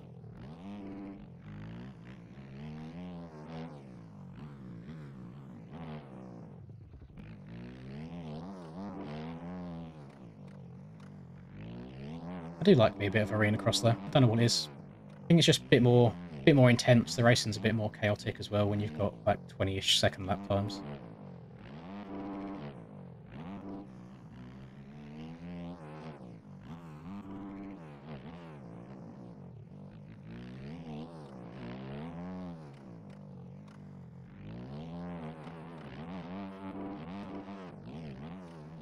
Try the inside up bit. Oh, I've gone a bit wide. So you can go double, and then triple, and then double out. Yeah, I've tried making it so there's alternate rhythms. Let me load Blender real quick. I'll show you where we're at in terms of the Blender stuff. What are we on? Belfast. So obviously the stadium that I use for these, I can just copy and paste, so that takes minutes. So this is where we're at. So we've got our start. Yeah, look, you see in Blender, this line's like just, it's nice, it's normal. It's not all weird and diagonal and cut off. Yeah, we've got our start. Start goes along the start straight. You go round here, round to the left. Just on the tedious bit of bow placement. Like straights isn't too bad, but placing bows around this berm, absolute pain in the bum. You can create a curve and make the bows follow it. However, on on Red Rider's bows like these, the center of origin is not in the middle, it's at the bottom. Or the other way around. No, it's in the middle, not the bottom. So they spawn in the ground like this. So you're gonna have to adjust each one anyway. So I just go through and place them by hand. Then we got a freestyle ramp there. The stadium will be plonked around the outside, and then we'll be good to go. I just have to do timing after that. So yeah, it's pretty close. Oh, I barely know how to place objects as it is, Callum. I can't be going and changing center origins and all that good stuff. These ruts I drew by hand, though, by each one, and I feel like they ride quite nicely. They're not too deep. They dig down a little bit. What I wanted to do, so usually I would just build ruts from the ground up, so they don't go down. They just go up on the side, almost just like mini berms.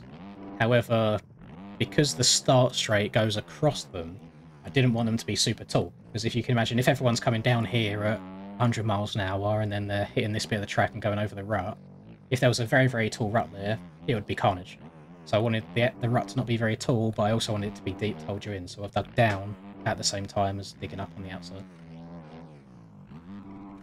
Try the outside one. Yeah, you can go very quick around the outside. I think they're competitive with each other. Like, inside's a little bit slower, outside's faster, but longer distance.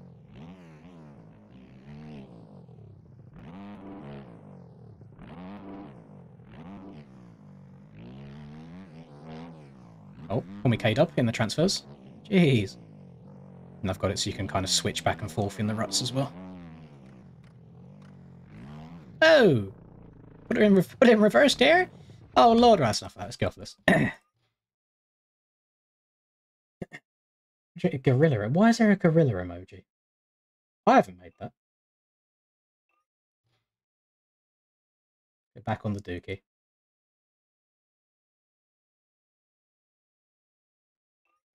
Yeah, I think when these arena cross tracks are finished, the AJP boys want to host a series on them.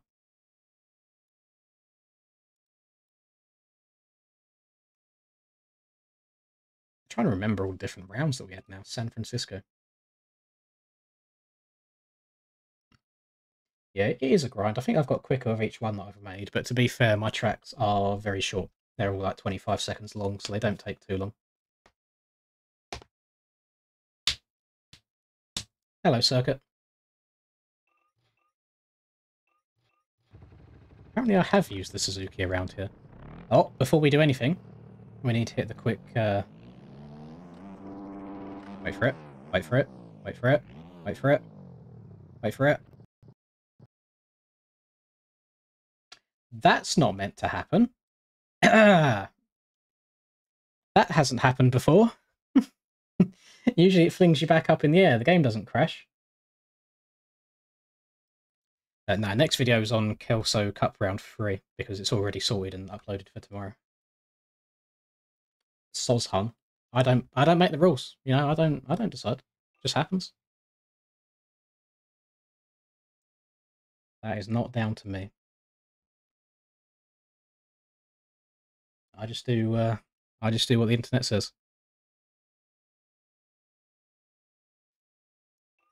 Right. I am going to try and do that again. Just because that's not usually what happens. Oh, it's looking better that time. There we go. That is the highest I've been as well. We are indeed airborne. What happens in first person? Nothing. See this. How high are we? I've never gone that high before. That's nuts. Bonk. Bonk. Lovely stuff. I mean, I'm a bit dirty after that crash, but you can understand it. Let's just set a marker down. Lovely stuff.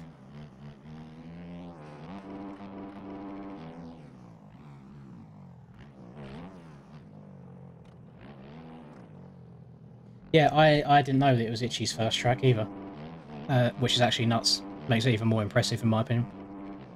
I saw someone, he didn't comment it, but I saw someone say apparently it took him like 11 months to do from start to finish, which is nuts. I also saw someone getting very passionate about all tracks being free, or should be free again. I don't know. I agree that there should be free tracks. At the same time, I agree that some tracks should be paid for. I think the biggest thing, the one statement I feel like everybody needs to get ingrained in their brain is, so let's say for like current tracks or JV tracks, like these very, the toppest, most tippy-toppest of tier ones, the tracks that they release that aren't part of series and upload, that are paid for, if they weren't paid for, they wouldn't exist at all. So it doesn't make a difference if they're paid or not, because if they were free, they wouldn't exist, so you wouldn't get to download them anyway. So you either purchase them, because that is what motivates the track creator to put them out there, is getting something a little back in return for their time and effort, or they don't make it at all. So it's you're not going to get it anyway.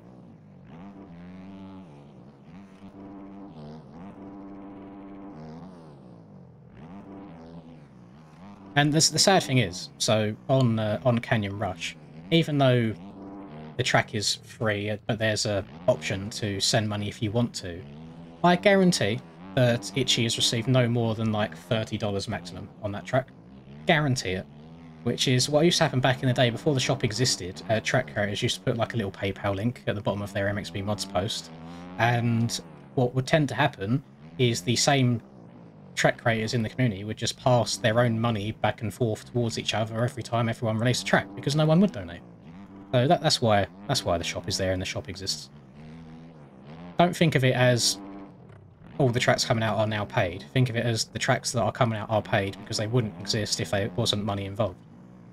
So you wouldn't get the track regardless. So it's no issue that it's paid. If you don't want to spend money on something, then don't. But you also wouldn't be getting it for free at the same time. I didn't pay much for Canyon Rush. I think I only had 31 cents left in the account at the time, so I just put the rest of it in there. To be fair, I probably should have topped up and actually sent more. But yeah, at least I gave something.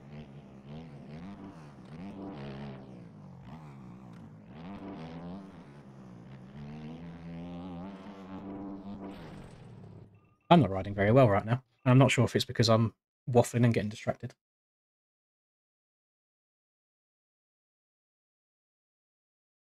Yeah, that's true. I've not heard anyone complaining about Legends DLC at all.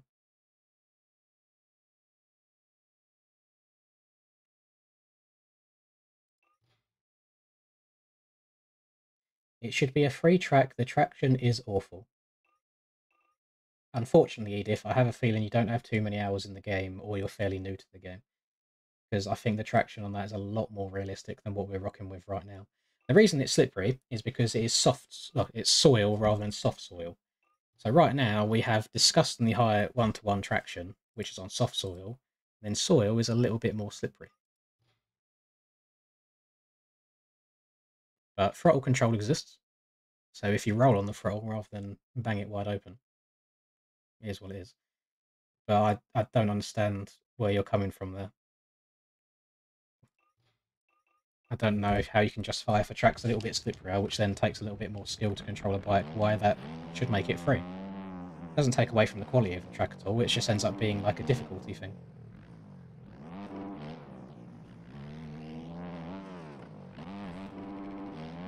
Because like we could then take that exact comment and say that so all of the GP tracks, all of the Supercross tracks should now be free because they're a little bit more difficult. That doesn't make sense to me.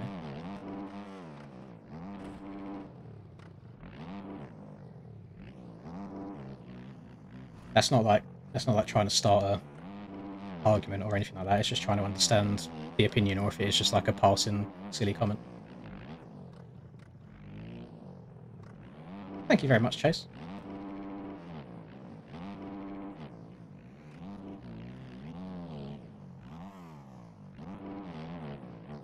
I wonder, so when this is the race that was cancelled because Yerp decided that he didn't want to play in the rain and he thought he would DDoS the whole servers for like 2 weeks straight.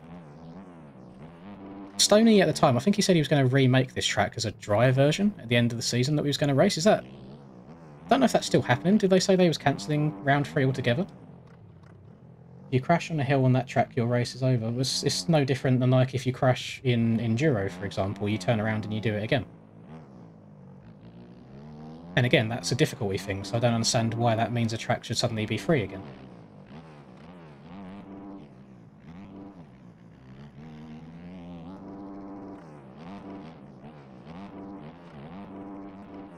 Yeah, I mean, if you crash at the bottom of a hill at Glen Helen, same scenario, so should all Glen Helens now be free?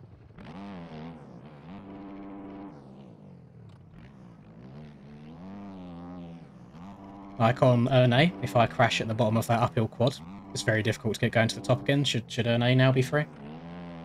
It's like, where'd you draw the line? I don't think that speaks on a track's quality. I think that just makes a track difficult. So if you're riding in real life, I just went to Hawkston the other week. I've seen videos of people on that hill at Hawkston in the wet, stuck halfway up, and they can't get up anymore, and their race is done. So should they have got a free entry to ride because the hill was difficult now? Does that make it like a bad track in comparison? It's one of them questions where it's like, how many grains of sand then makes a pile of sand? Where's the limit? Where's the line? Where'd you cut off between track quality and track difficulty?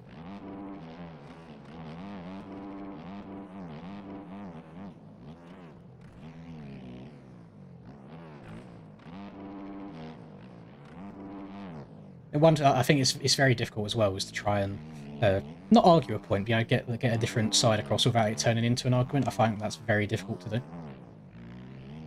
So I'm not trying to like make it into an argument anyway. I'm trying to listen to that point of view and then almost like debunk the other way as to why I think that's not the case.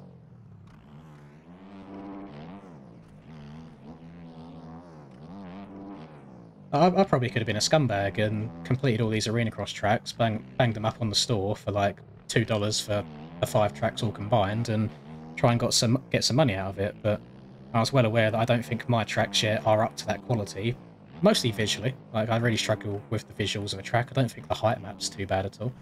There's limits, and I generally do think that Canyon Rush could just fully get away with being a full paid track without having the free option. I don't think difficulty should come into the equation at all. I think Krakenberg should be a paid track, but that came out long before the shop existed. Man, that is probably the most difficult track to get around in the game. There's a lot of places that if you crash at the bottom, you can't get going again. You just got to push yourself to the top.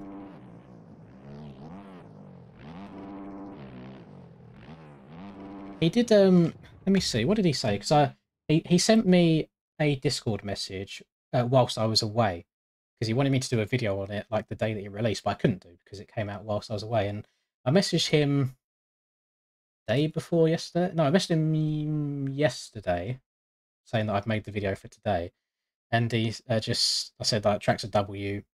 Sorry, I couldn't play it for release. I was away. And he said, like, thank you. Hearing the traction's a bit slippery, not sure how that happened. And bear in mind, it's his first track as well, and he's probably newer to the community. Maybe he doesn't even play the game loads, so he doesn't fully understand the difference between like soft soil and standard soil. And I just replied saying it's because it's soil instead of soft soil. Everyone's just used to mega OP soft soil traction, which I think's true. I think people are far too used to having really high amounts of traction on this game. I mean, if we want to be very, very picky, this looks like I'm lent over a normal amount right now, doesn't it? And I've got traction. Let's go into replay. You tell me that level of lean angle on flat ground is ever realistic in any way whatsoever. It's not. We do have a very unrealistic amount of traction. And this is more a Proboso issue than OEM issues. It's the way that just the whole thing works. Like, this is basically replicating a GP bike, like a road bike, and it's just reskinned to be a motocross bike. That shouldn't happen. I should not be dragging handlebars on flat ground and getting perfect traction. And another way of showing how ridiculous it is if I turn on, what is it? It's not radar, it's not rumble, it is lean. So this shows you how far you're leaning over. That blue line is your lean angle, and it's got numbers to the side to show you how far you're leant over. Realistically, I think on flat ground, you shouldn't really be going past 45 degrees lean angle without sliding out. But 69, great number. 69.3. Oh, 71. I'm at 70 degrees lean angle right now, without crashing. Front end is doing a bit of a madness, though. If I go a bit further, it'll probably wash out. Yeah. The game's broken. It is a game issue, but I don't think that means that all tracks should have to have soft soil to make everybody happy. They can be a bit more difficult.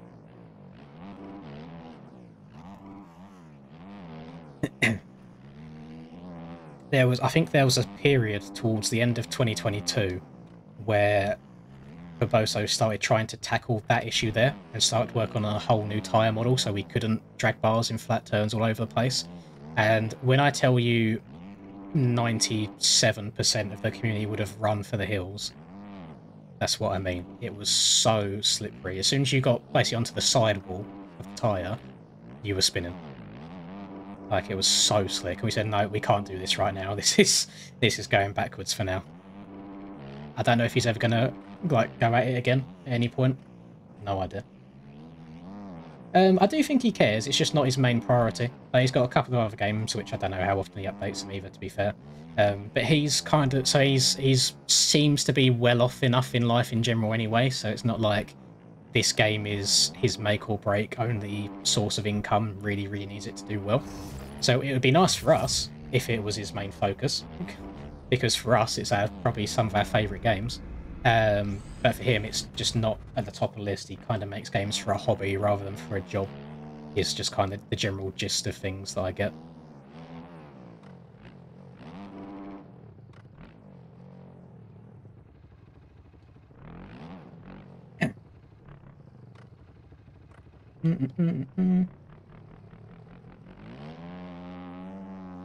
The line wasn't outside here, was it? It was over inside, roll, step over. Was it triple? Yeah, it was triple. Triple. People were doing that on a 250 as well, and I feel like that's such a stretch on a 250.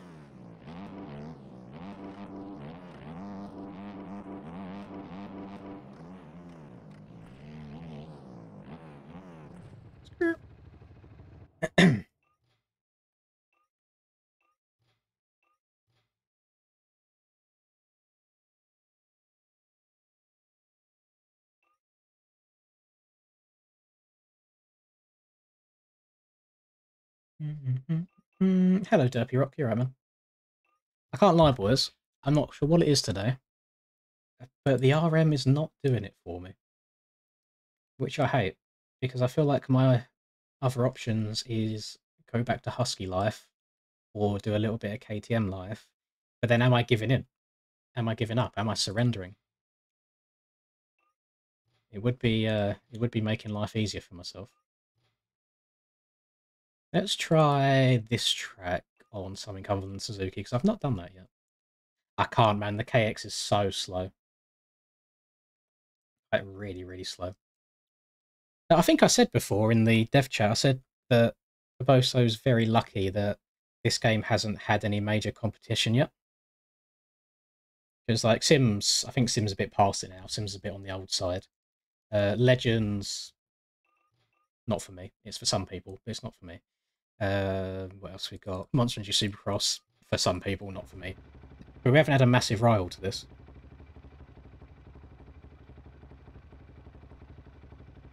When that time comes, maybe they'll hit the panic button a little bit.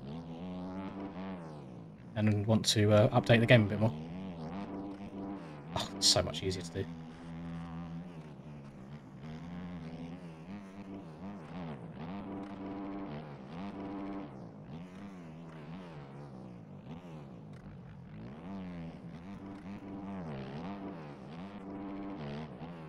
I just feel faster on this bike. Whether I'm actually going faster or not, I've got no clue, but... Oh, that kind of munches the whoops. Ah, I wanted to try and hit the quad line. It's fine, we'll just step over, triple, double.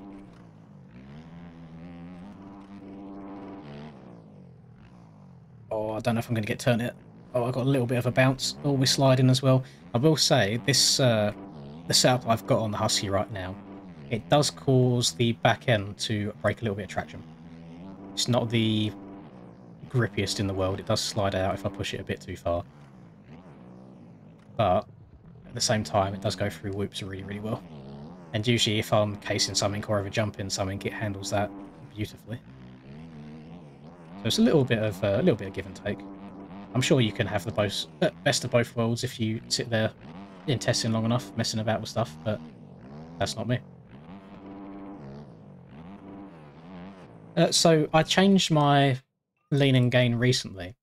I was running 100 and 94.7. This is faster in Supercross, but it makes outdoors really, really difficult to be fast and consistent on. So I dropped this down to 80 and this to 93, which has helped me be a lot more consistent outdoors, but limits my speed in Supercross because you can't get the bike cranked over as quickly as you would do with 194. I could just try and switch it, like each week or each round for Supercross and outdoors, but I like having one set of settings I can get comfortable on and consistent on. I don't like switching back and forth all the time.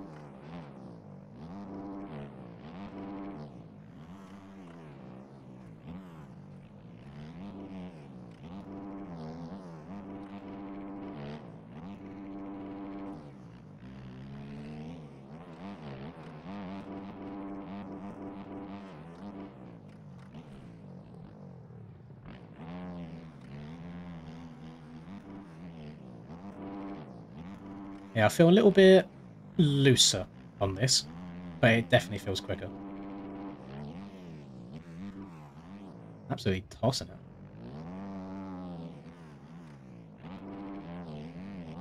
Oh my goodness. Ring the bells. You want to know why this track should be a paid track? Not a paid track. Why this track should be free, by the way?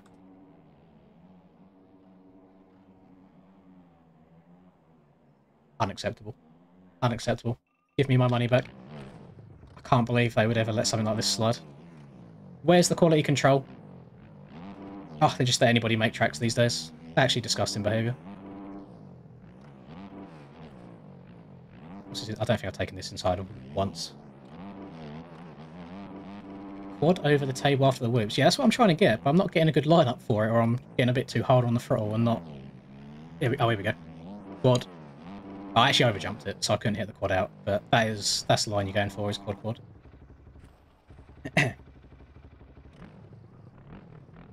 Well, Mr. Minotaurs, I've got a bone to pick with you, sir.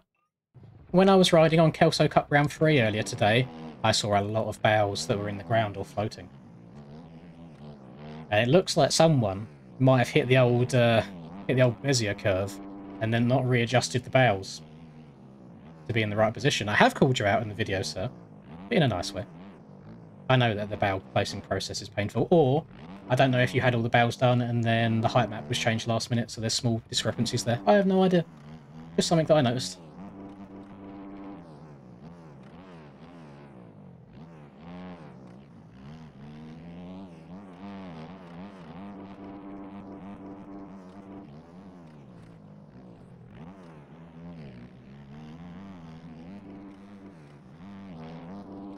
Oh, that's a stretch. Oh, got it. It actually helps hitting the lower side on the original quad in, because then you can stay lower, keep your momentum going forwards, get a bit more drive to get up and over the second one.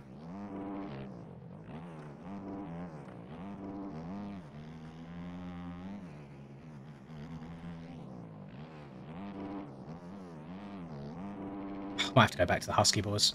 Really, really nice.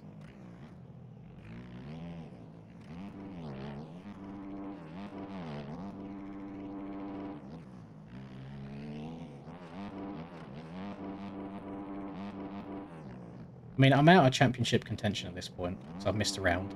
I'm going to be missing around at the end of this month anyway. I don't know. I think I just need to enjoy it whilst I can. Just try and do as best as I can, and hopefully not rage quit anything else in the process. It's a little bit of a tough one this year, like trying to make the time to visit the girlfriend as well, keep her happy.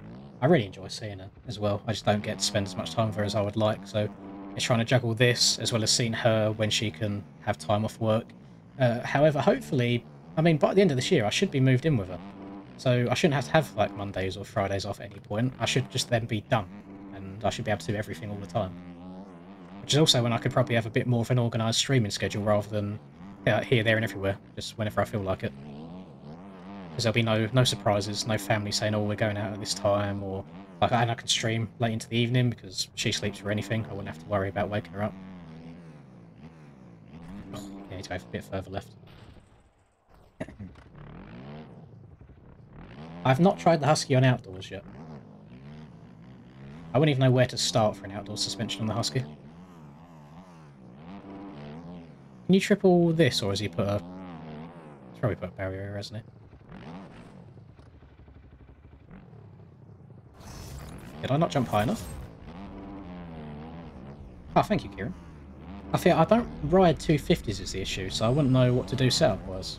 £1.99 Yes, from Ear and 522 PLS do video for MX2 bike setups for motocross. Yeah, I'm afraid that's not really my domain. I think Reaper might be better for that in terms of just overall setups. I usually just run what I get sent, or in my most recent video ride in the 250TM, it was just stock. I just put it on aggressive mapping and that was it. It's not something I've got a lot of time with, unfortunately, but I thank you very, very much. Have you seen the VMXDN race on MyMXV? No, I have not. You have piqued my interest, sir. Hang on a second. Let's have. I think I qualify as a vet. I'm sure they probably don't have like an age criteria for it at all, but I am old. I'm an old man. E-bike. Ooh, AEO Electric Series. What's this? It's tonight. Wait. What do you mean it's fit? Why did I not know this was a thing? There's been like 4 rounds of it already. Huh? Wait, it says... I'm on... Hang on, look at this. Look what I'm looking at here. So, obviously I didn't know these rounds existed. That's fine. I need to zoom in a bit more. So, this is round 4 on Steckenberg. It's a... No, never mind. It was last night. It's because it's at 1 AM. I thought it was going to be in a few hours' time for me, but that's not the case. Oh, that's right. I would have loved to do that. Oh, you bought LU boys. I didn't know. I didn't know it existed. That's really upsetting. I've played too many hours. I've got over 3,000 now. What do I have? 3,200. My excuse is it's my job, so I have to.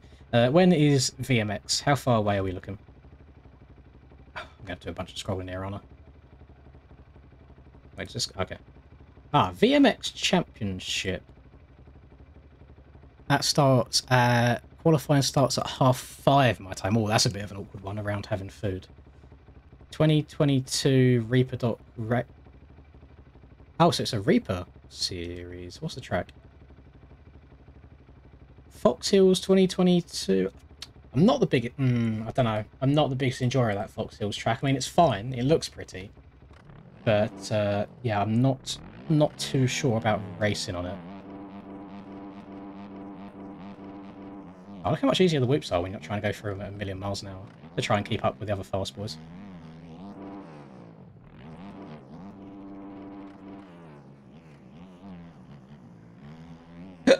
Oh, pardon me. Food's trying to come back. Yeah, I wish I didn't know that was a thing. I'm actually really annoyed by that because I love riding the e-bikes in this game at the moment.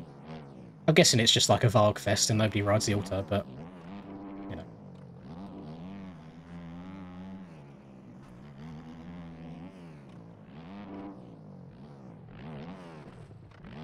I do have almost twice as many hours, that is true. However, if I break it down, insert dance moves here.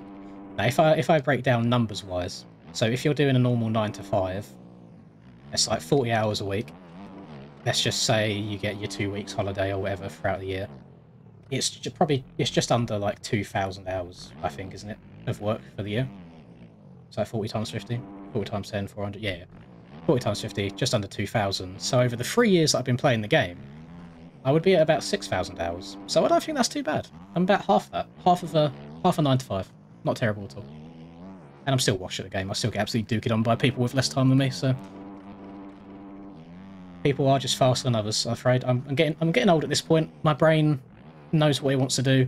My thumbs don't keep up with what my brain wants it to do, and that's it.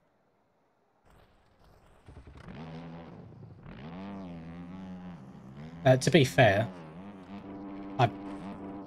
when I'm doing these live streams, that's kind of it. So I have stream time. Obviously, I have some like 24-hour streams in there, something ridiculous, so that takes up a lot. But outside of that, I have these 2 to 3 hour streams a couple times a week. I then have, obviously, the race nights take a long time. They take like 4 hours of game time. And then outside of that, I'll do 30 minutes to an hour of video, and that's it. No, I don't really play the game at all outside of recording.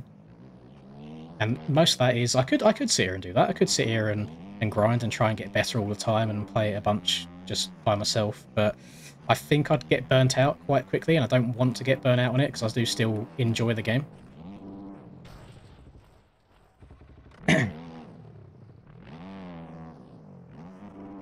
Yeah, I understand why it's on Fox Hills, because the real life event, the last one, was at Fox Hills as well. But it's just not a track I particularly enjoy playing in the game. Although last time I played it was on old OEM bikes, so maybe it's a little bit better now.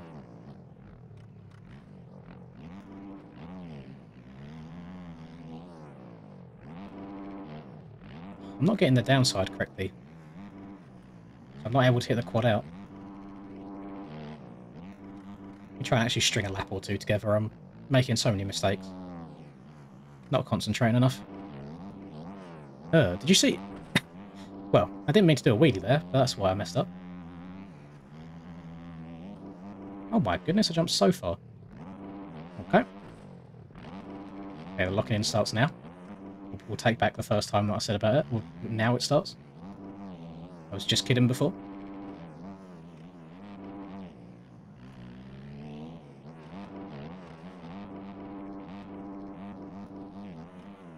Oh, sick.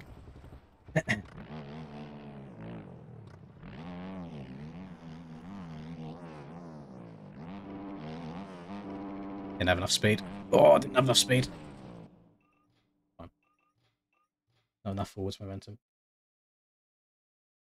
Don't have fun again this weekend, boys. You're gonna kill me. I can't. There's a very fine line for me between. Obviously, the reason I do them is for money. There's no hiding that. I don't sit here and play MX bikes for 24 hours straight for fun. I think it's very obvious to know that there's like a monetization behind it, which is the main reason that they're done. They make up a very, very large part of my monthly revenue. Over half of my monthly revenue, I would throw out there. So 100%, the more of them I do, the better, because it's more beneficial for me. However, there is a very fine line. Why do I not have a round 6? Oh, round 6 got cancelled as well, didn't it? There's a very fine line between just being money hungry. I still want to kind of enjoy them. So I do limit myself to once a month.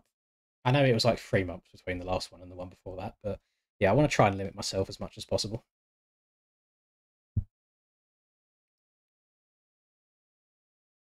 I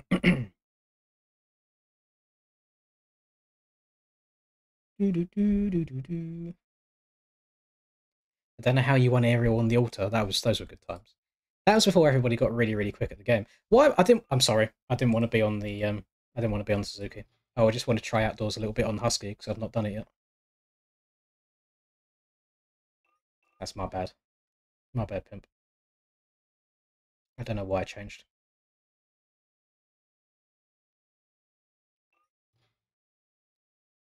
Anybody in chat wonking their willy right now? I think the Yami can be good. I just don't have a great setup on it. I mean, it qualified me all right for Indonesia. Then I just couldn't get it around the track for the race. But I think Chase rides it each and every week, and he seems to be enjoying it. Chicken was running it for the first half of Supercross. So it's definitely a capable bike. No, I'm afraid, Mubo, I'm going to have to accept your first answer there. You are indeed wonking your willy. I do have a setup here called GP Base. What is this? That is a lot of clicks difference. Okay, we'll try it out. Apparently I've ridden it around here before. Maybe this when I was having my MX Bikes midlife crisis after I rage quit this round. I was trying all the different bikes to see what I enjoyed. Oh, that was violent. I mean, it's quick. Just need to tell myself not to try and go a million miles an hour everywhere, even if the bike can.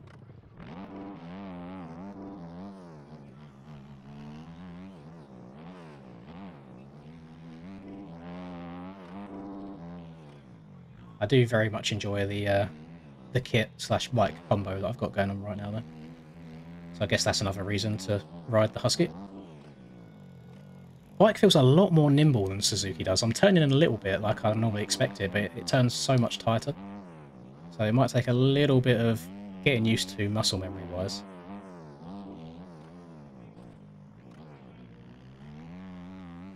Gearing's shorter on this than I have on the Suzuki as well. Having to shift a bit more.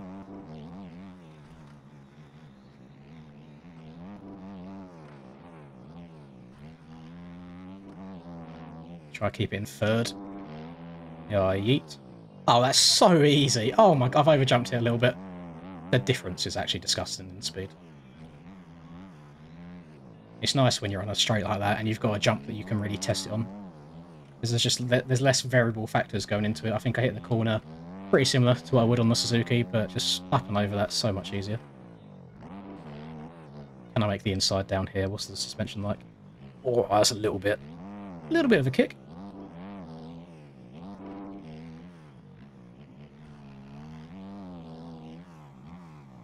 Splinking there, Splinky. I have never done that in my entire life. The lap times, they're an external mod called Max HUD. I'm pretty sure it's on MXB mods. Just MAXHUD. Isn't a 42's alright, isn't it? I know boys are getting like under 140, but just for first lap out on the Husky, I don't think that's bad. If that was my consistent race pace, I'm pretty sure I would have done really well.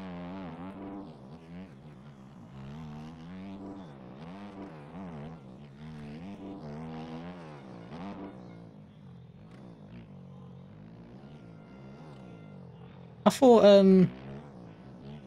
thought Falcon was making Western Beach Race, Tyler. Or are you doing it together? Or you just both happen to start doing it exactly the same time?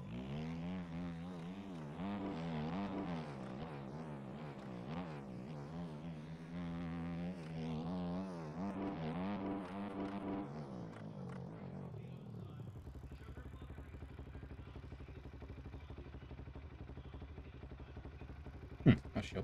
Am I switching off the Suzuki? There's a possibility. Just experimenting right now, just seeing what I want to ride.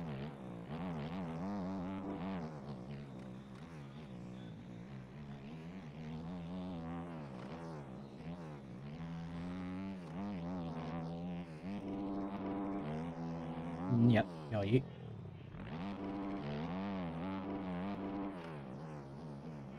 You boys are confusing me in chat, I can't lie. That's a lot quicker. Like, getting the bike going from left to right there was a lot easier than getting the Suzuki going from left to right. I think it's just the Husky's so much more nimble. Don't know if I'm making this inside this time. No. There's one tiny little bump as you enter that, which makes the suspension fully compress, which sometimes bounces the entire bike up and out of the rut.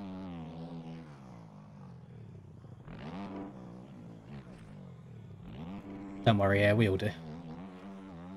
Well, mine's not even questioned at this point. But I always like people getting annoyed by the fruitiness from time to time. I feel like fruity is just such a UK term as well. I feel like nobody else uses it.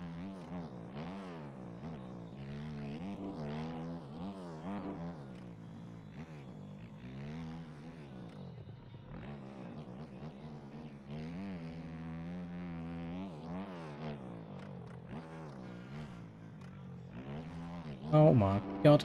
So the back end is still definitely a little bit looser on this than it is on the Suzuki, but it's a lot quicker. Like, so much quicker.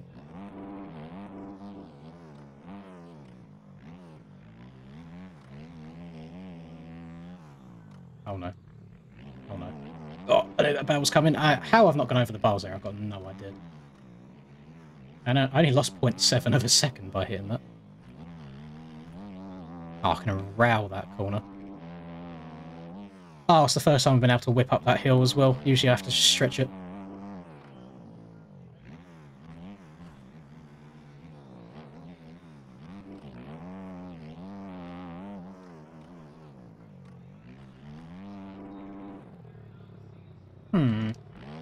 Front end said no. A lot of practice, Mobo. That is what 3,000 hours will get you, unfortunately. Just a lot of time, and then eventually you'll be able to go around smoothly. Yeah, it takes a good amount of time to start being consistent.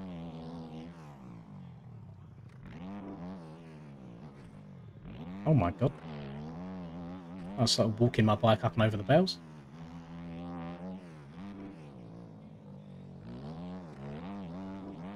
Not sure how I'm hitting that inside rut consistently now without like taking the bars and crashing. Tried doing it quite a few times on the Fantic and the Yami, and it was giving me issues. I suppose the different bikes have different like hitboxes, don't they? They've got different collisions. Maybe the Husky's ones are a little bit smaller.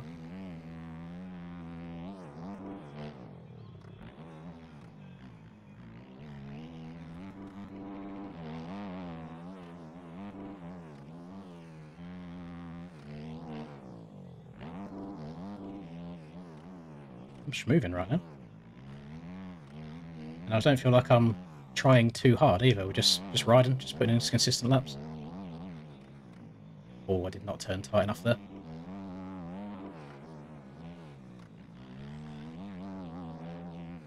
Don't think I can whip this, I just have to stretch it out.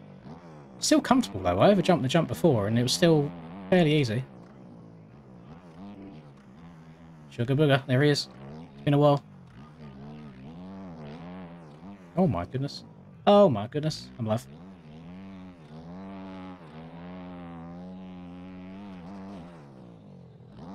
Just gonna go to the outside down there. I don't even want to risk trying to hit the inside. Actually ended up being quicker.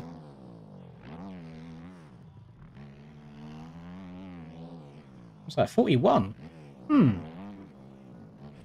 Not too shabby. Especially since I haven't fully got the Husky's muscle memory down just yet. I'm fairly happy with that. So when I click my right trigger down, you'll see at the bottom right hand side of my screen as well, the orange rider disappears and reappears. So anytime it's not pressed, so my hand's off the controller, my rider is stood up on the bike. Anytime I hold the stick down, he is sat down on the bike. So what you'll see quite a lot is I'll probably be stood up, not pressing it down on the straights, and then as I go into the corners, I'll hold it down to sit down and sit down around the corners.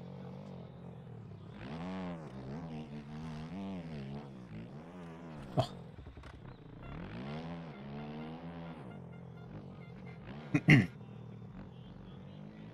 Husky looks good. Yeah, if you watch the stream, you know how painful it was for me at the time, so I'm glad to get a second opinion on it. Have I ever tried the inside? Has anyone tried the inside here? Oh, she's very, very tight. I don't know if I like that.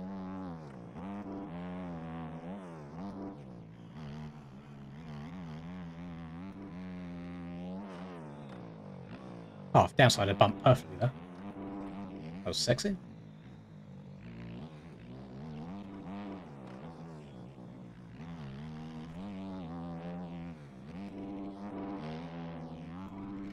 Arsener.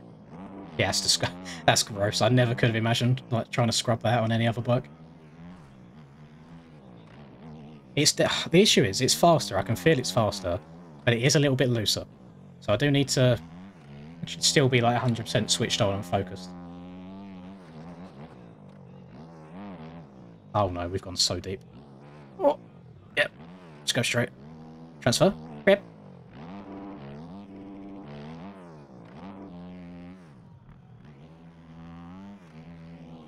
I want to try this thing around Argentina because I'm fairly happy with a 41.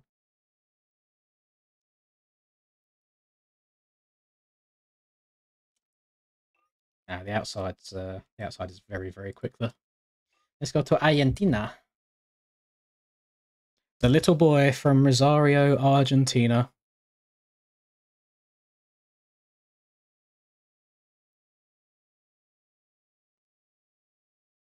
Da, da, da, da. Da, da, da, da, da, da, da. No, I don't have it on this track. What was we playing? JV, Indonesia. GP base. Oh, I've only got 3 litres. Let's put a bit more fuel in. Usually, so I run about 8.5 litres for a race. See if it still feels good when she's nice and heavy.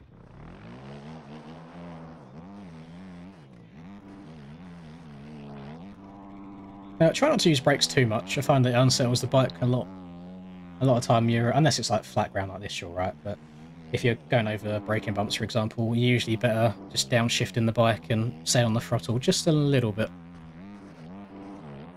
You don't want to shut off entirely. But no, I don't. As you get faster, you don't brake too much. You just learn what lines to take where you can carry your speed everywhere. This does feel a little bit bumpier than the Suzuki. It feels a little bit more choppy.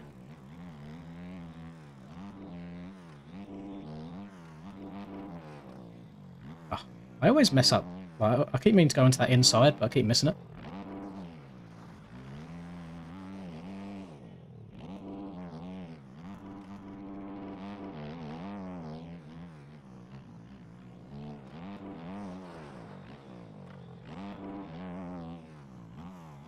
How does she handle the transition between soft soil to sand? Not terrible. That was actually quite nice. Sugar booger. There it is.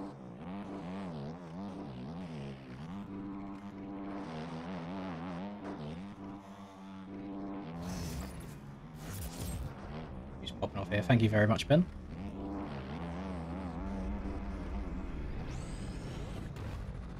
Coming into there a bit too tight. Need to wait a little bit longer before I turn. Oh, I just need to slow down more. 31's decent. I think 31's good around here. Not too shabby at all.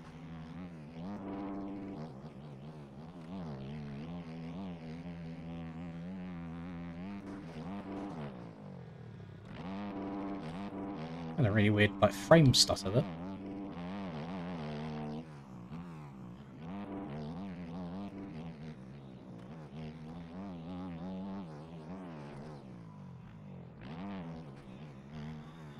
That was not good. Can I actually get this inside, though? I can. How does the bike handle the inside? Not bad at all. Guess I'm going outside here, because I missed the right.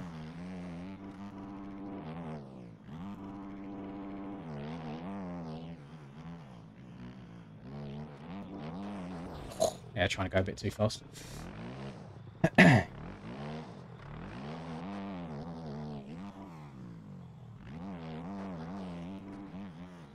Oh, tiptoeing on the edge there. I didn't want to turn any tighter because my wheels then would have like pinged up outside. Sounds weird. You feel like turn tighter, why would your wheels go wider? But believe me.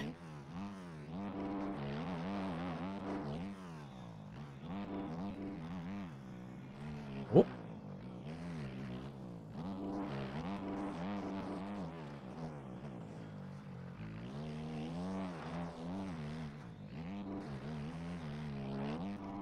I mean, it feels decent. It doesn't feel bad at all.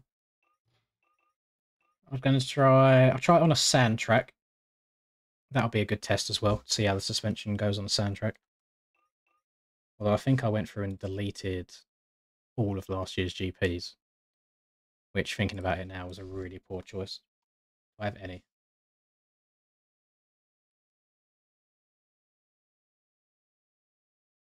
No. What I do have is this. Which is not the most brutal sand tracks in the world, but you do have to keep your momentum up around it. Oh, I wonder why you might say Pine Creek, Callum. No ballast. No ballast. Jesus Christ. No biased reasons at all.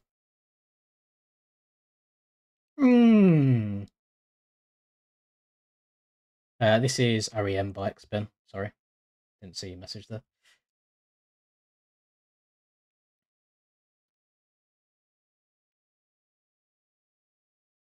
In terms of like learning, you probably want to start off on the smaller bikes before jumping up to 450s.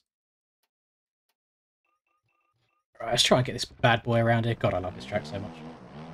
Hello, Brian.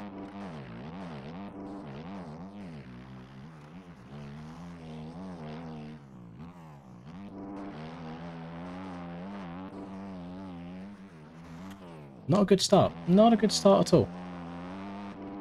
Usually can hit that corner pretty wide open.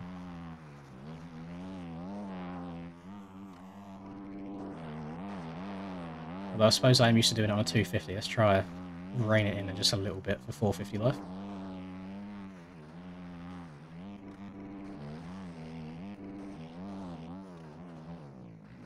Missed that inside route. Didn't need anyone.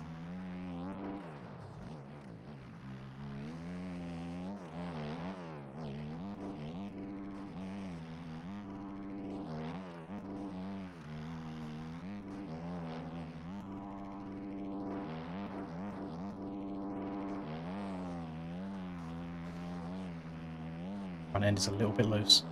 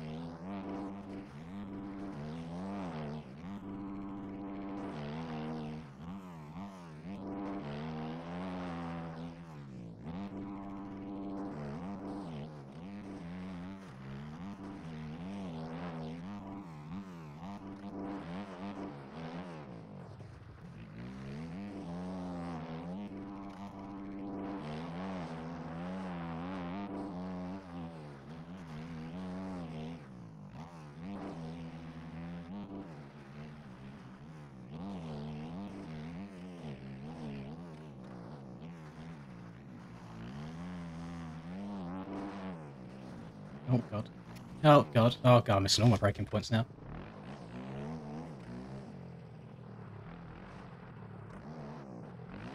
Hello, Tom. In this, I want to say it's like in the input 2 tab, it's called heading, which is how you find left and right. I've got it on my D-pad, so I can look left and right, side to side. It's like looking over at my bike when I do a whip every now and then.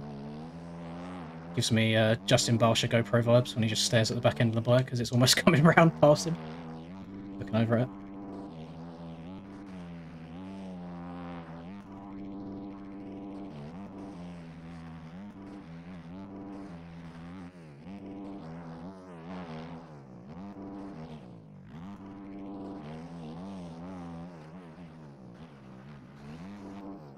Front end is not vibing too well on the old Shand.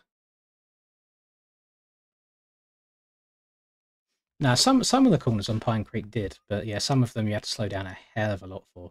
And obviously in sand, it's really difficult to get going again afterwards. I would like you guys to pay attention to my controller overlay in a second, just so you can see how long the right trigger is held down for without shutting off. I play claw Mubo, so I hold a controller like that, so this finger's wrapped around. I use my middle fingers on these buttons, so I can do all this all at the same time because it's 2 completely separate fingers. I've not got to do like this, or this. Kind of do it all together.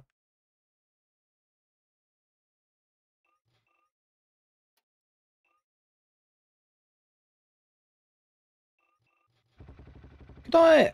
It's hard to do because I could do hand cam, but then I'd have to put my hands on the desk in front of me. But I play with my hands on my lap, so it's really hard to do. I mean, you can see the controller overlay, it's fine. Alright, now you boys get to see how long we can go around the track for without shutting off on a 250.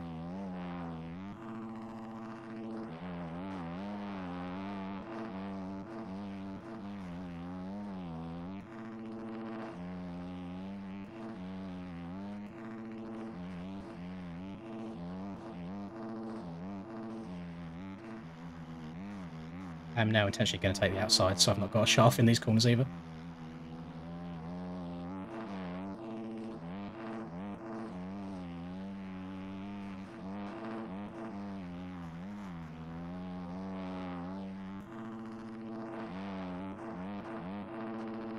We haven't had to shut off yet.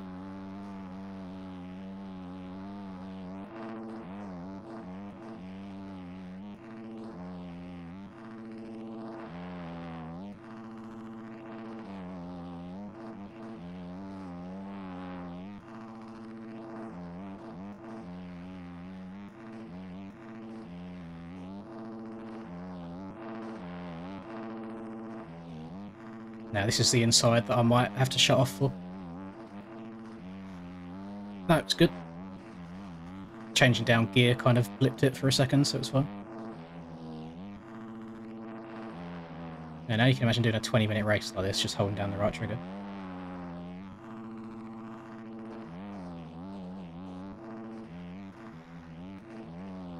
Actually, no, I will have to shut off on the outside here, otherwise the bike will spin out. And I'll try. No, it tightens up a little bit too much at the end to get away with it.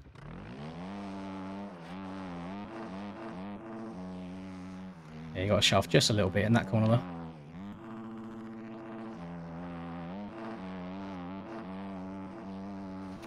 Ah, God damn it. Oh, boys. I'm quite happy with how that stream gone. We've almost 2.5 hours. That weren't too bad. But I was just wanting to worm my way back in a little bit. I'm going to end the stream, yeah. I'm just going to go grind some Call of Duty afterwards. Feel free to stop by tomorrow, because we've got round 10? Round 10 of Aerial Supercross.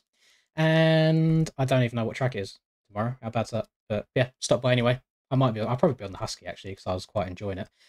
So I will see you boys in about 21.5 hours.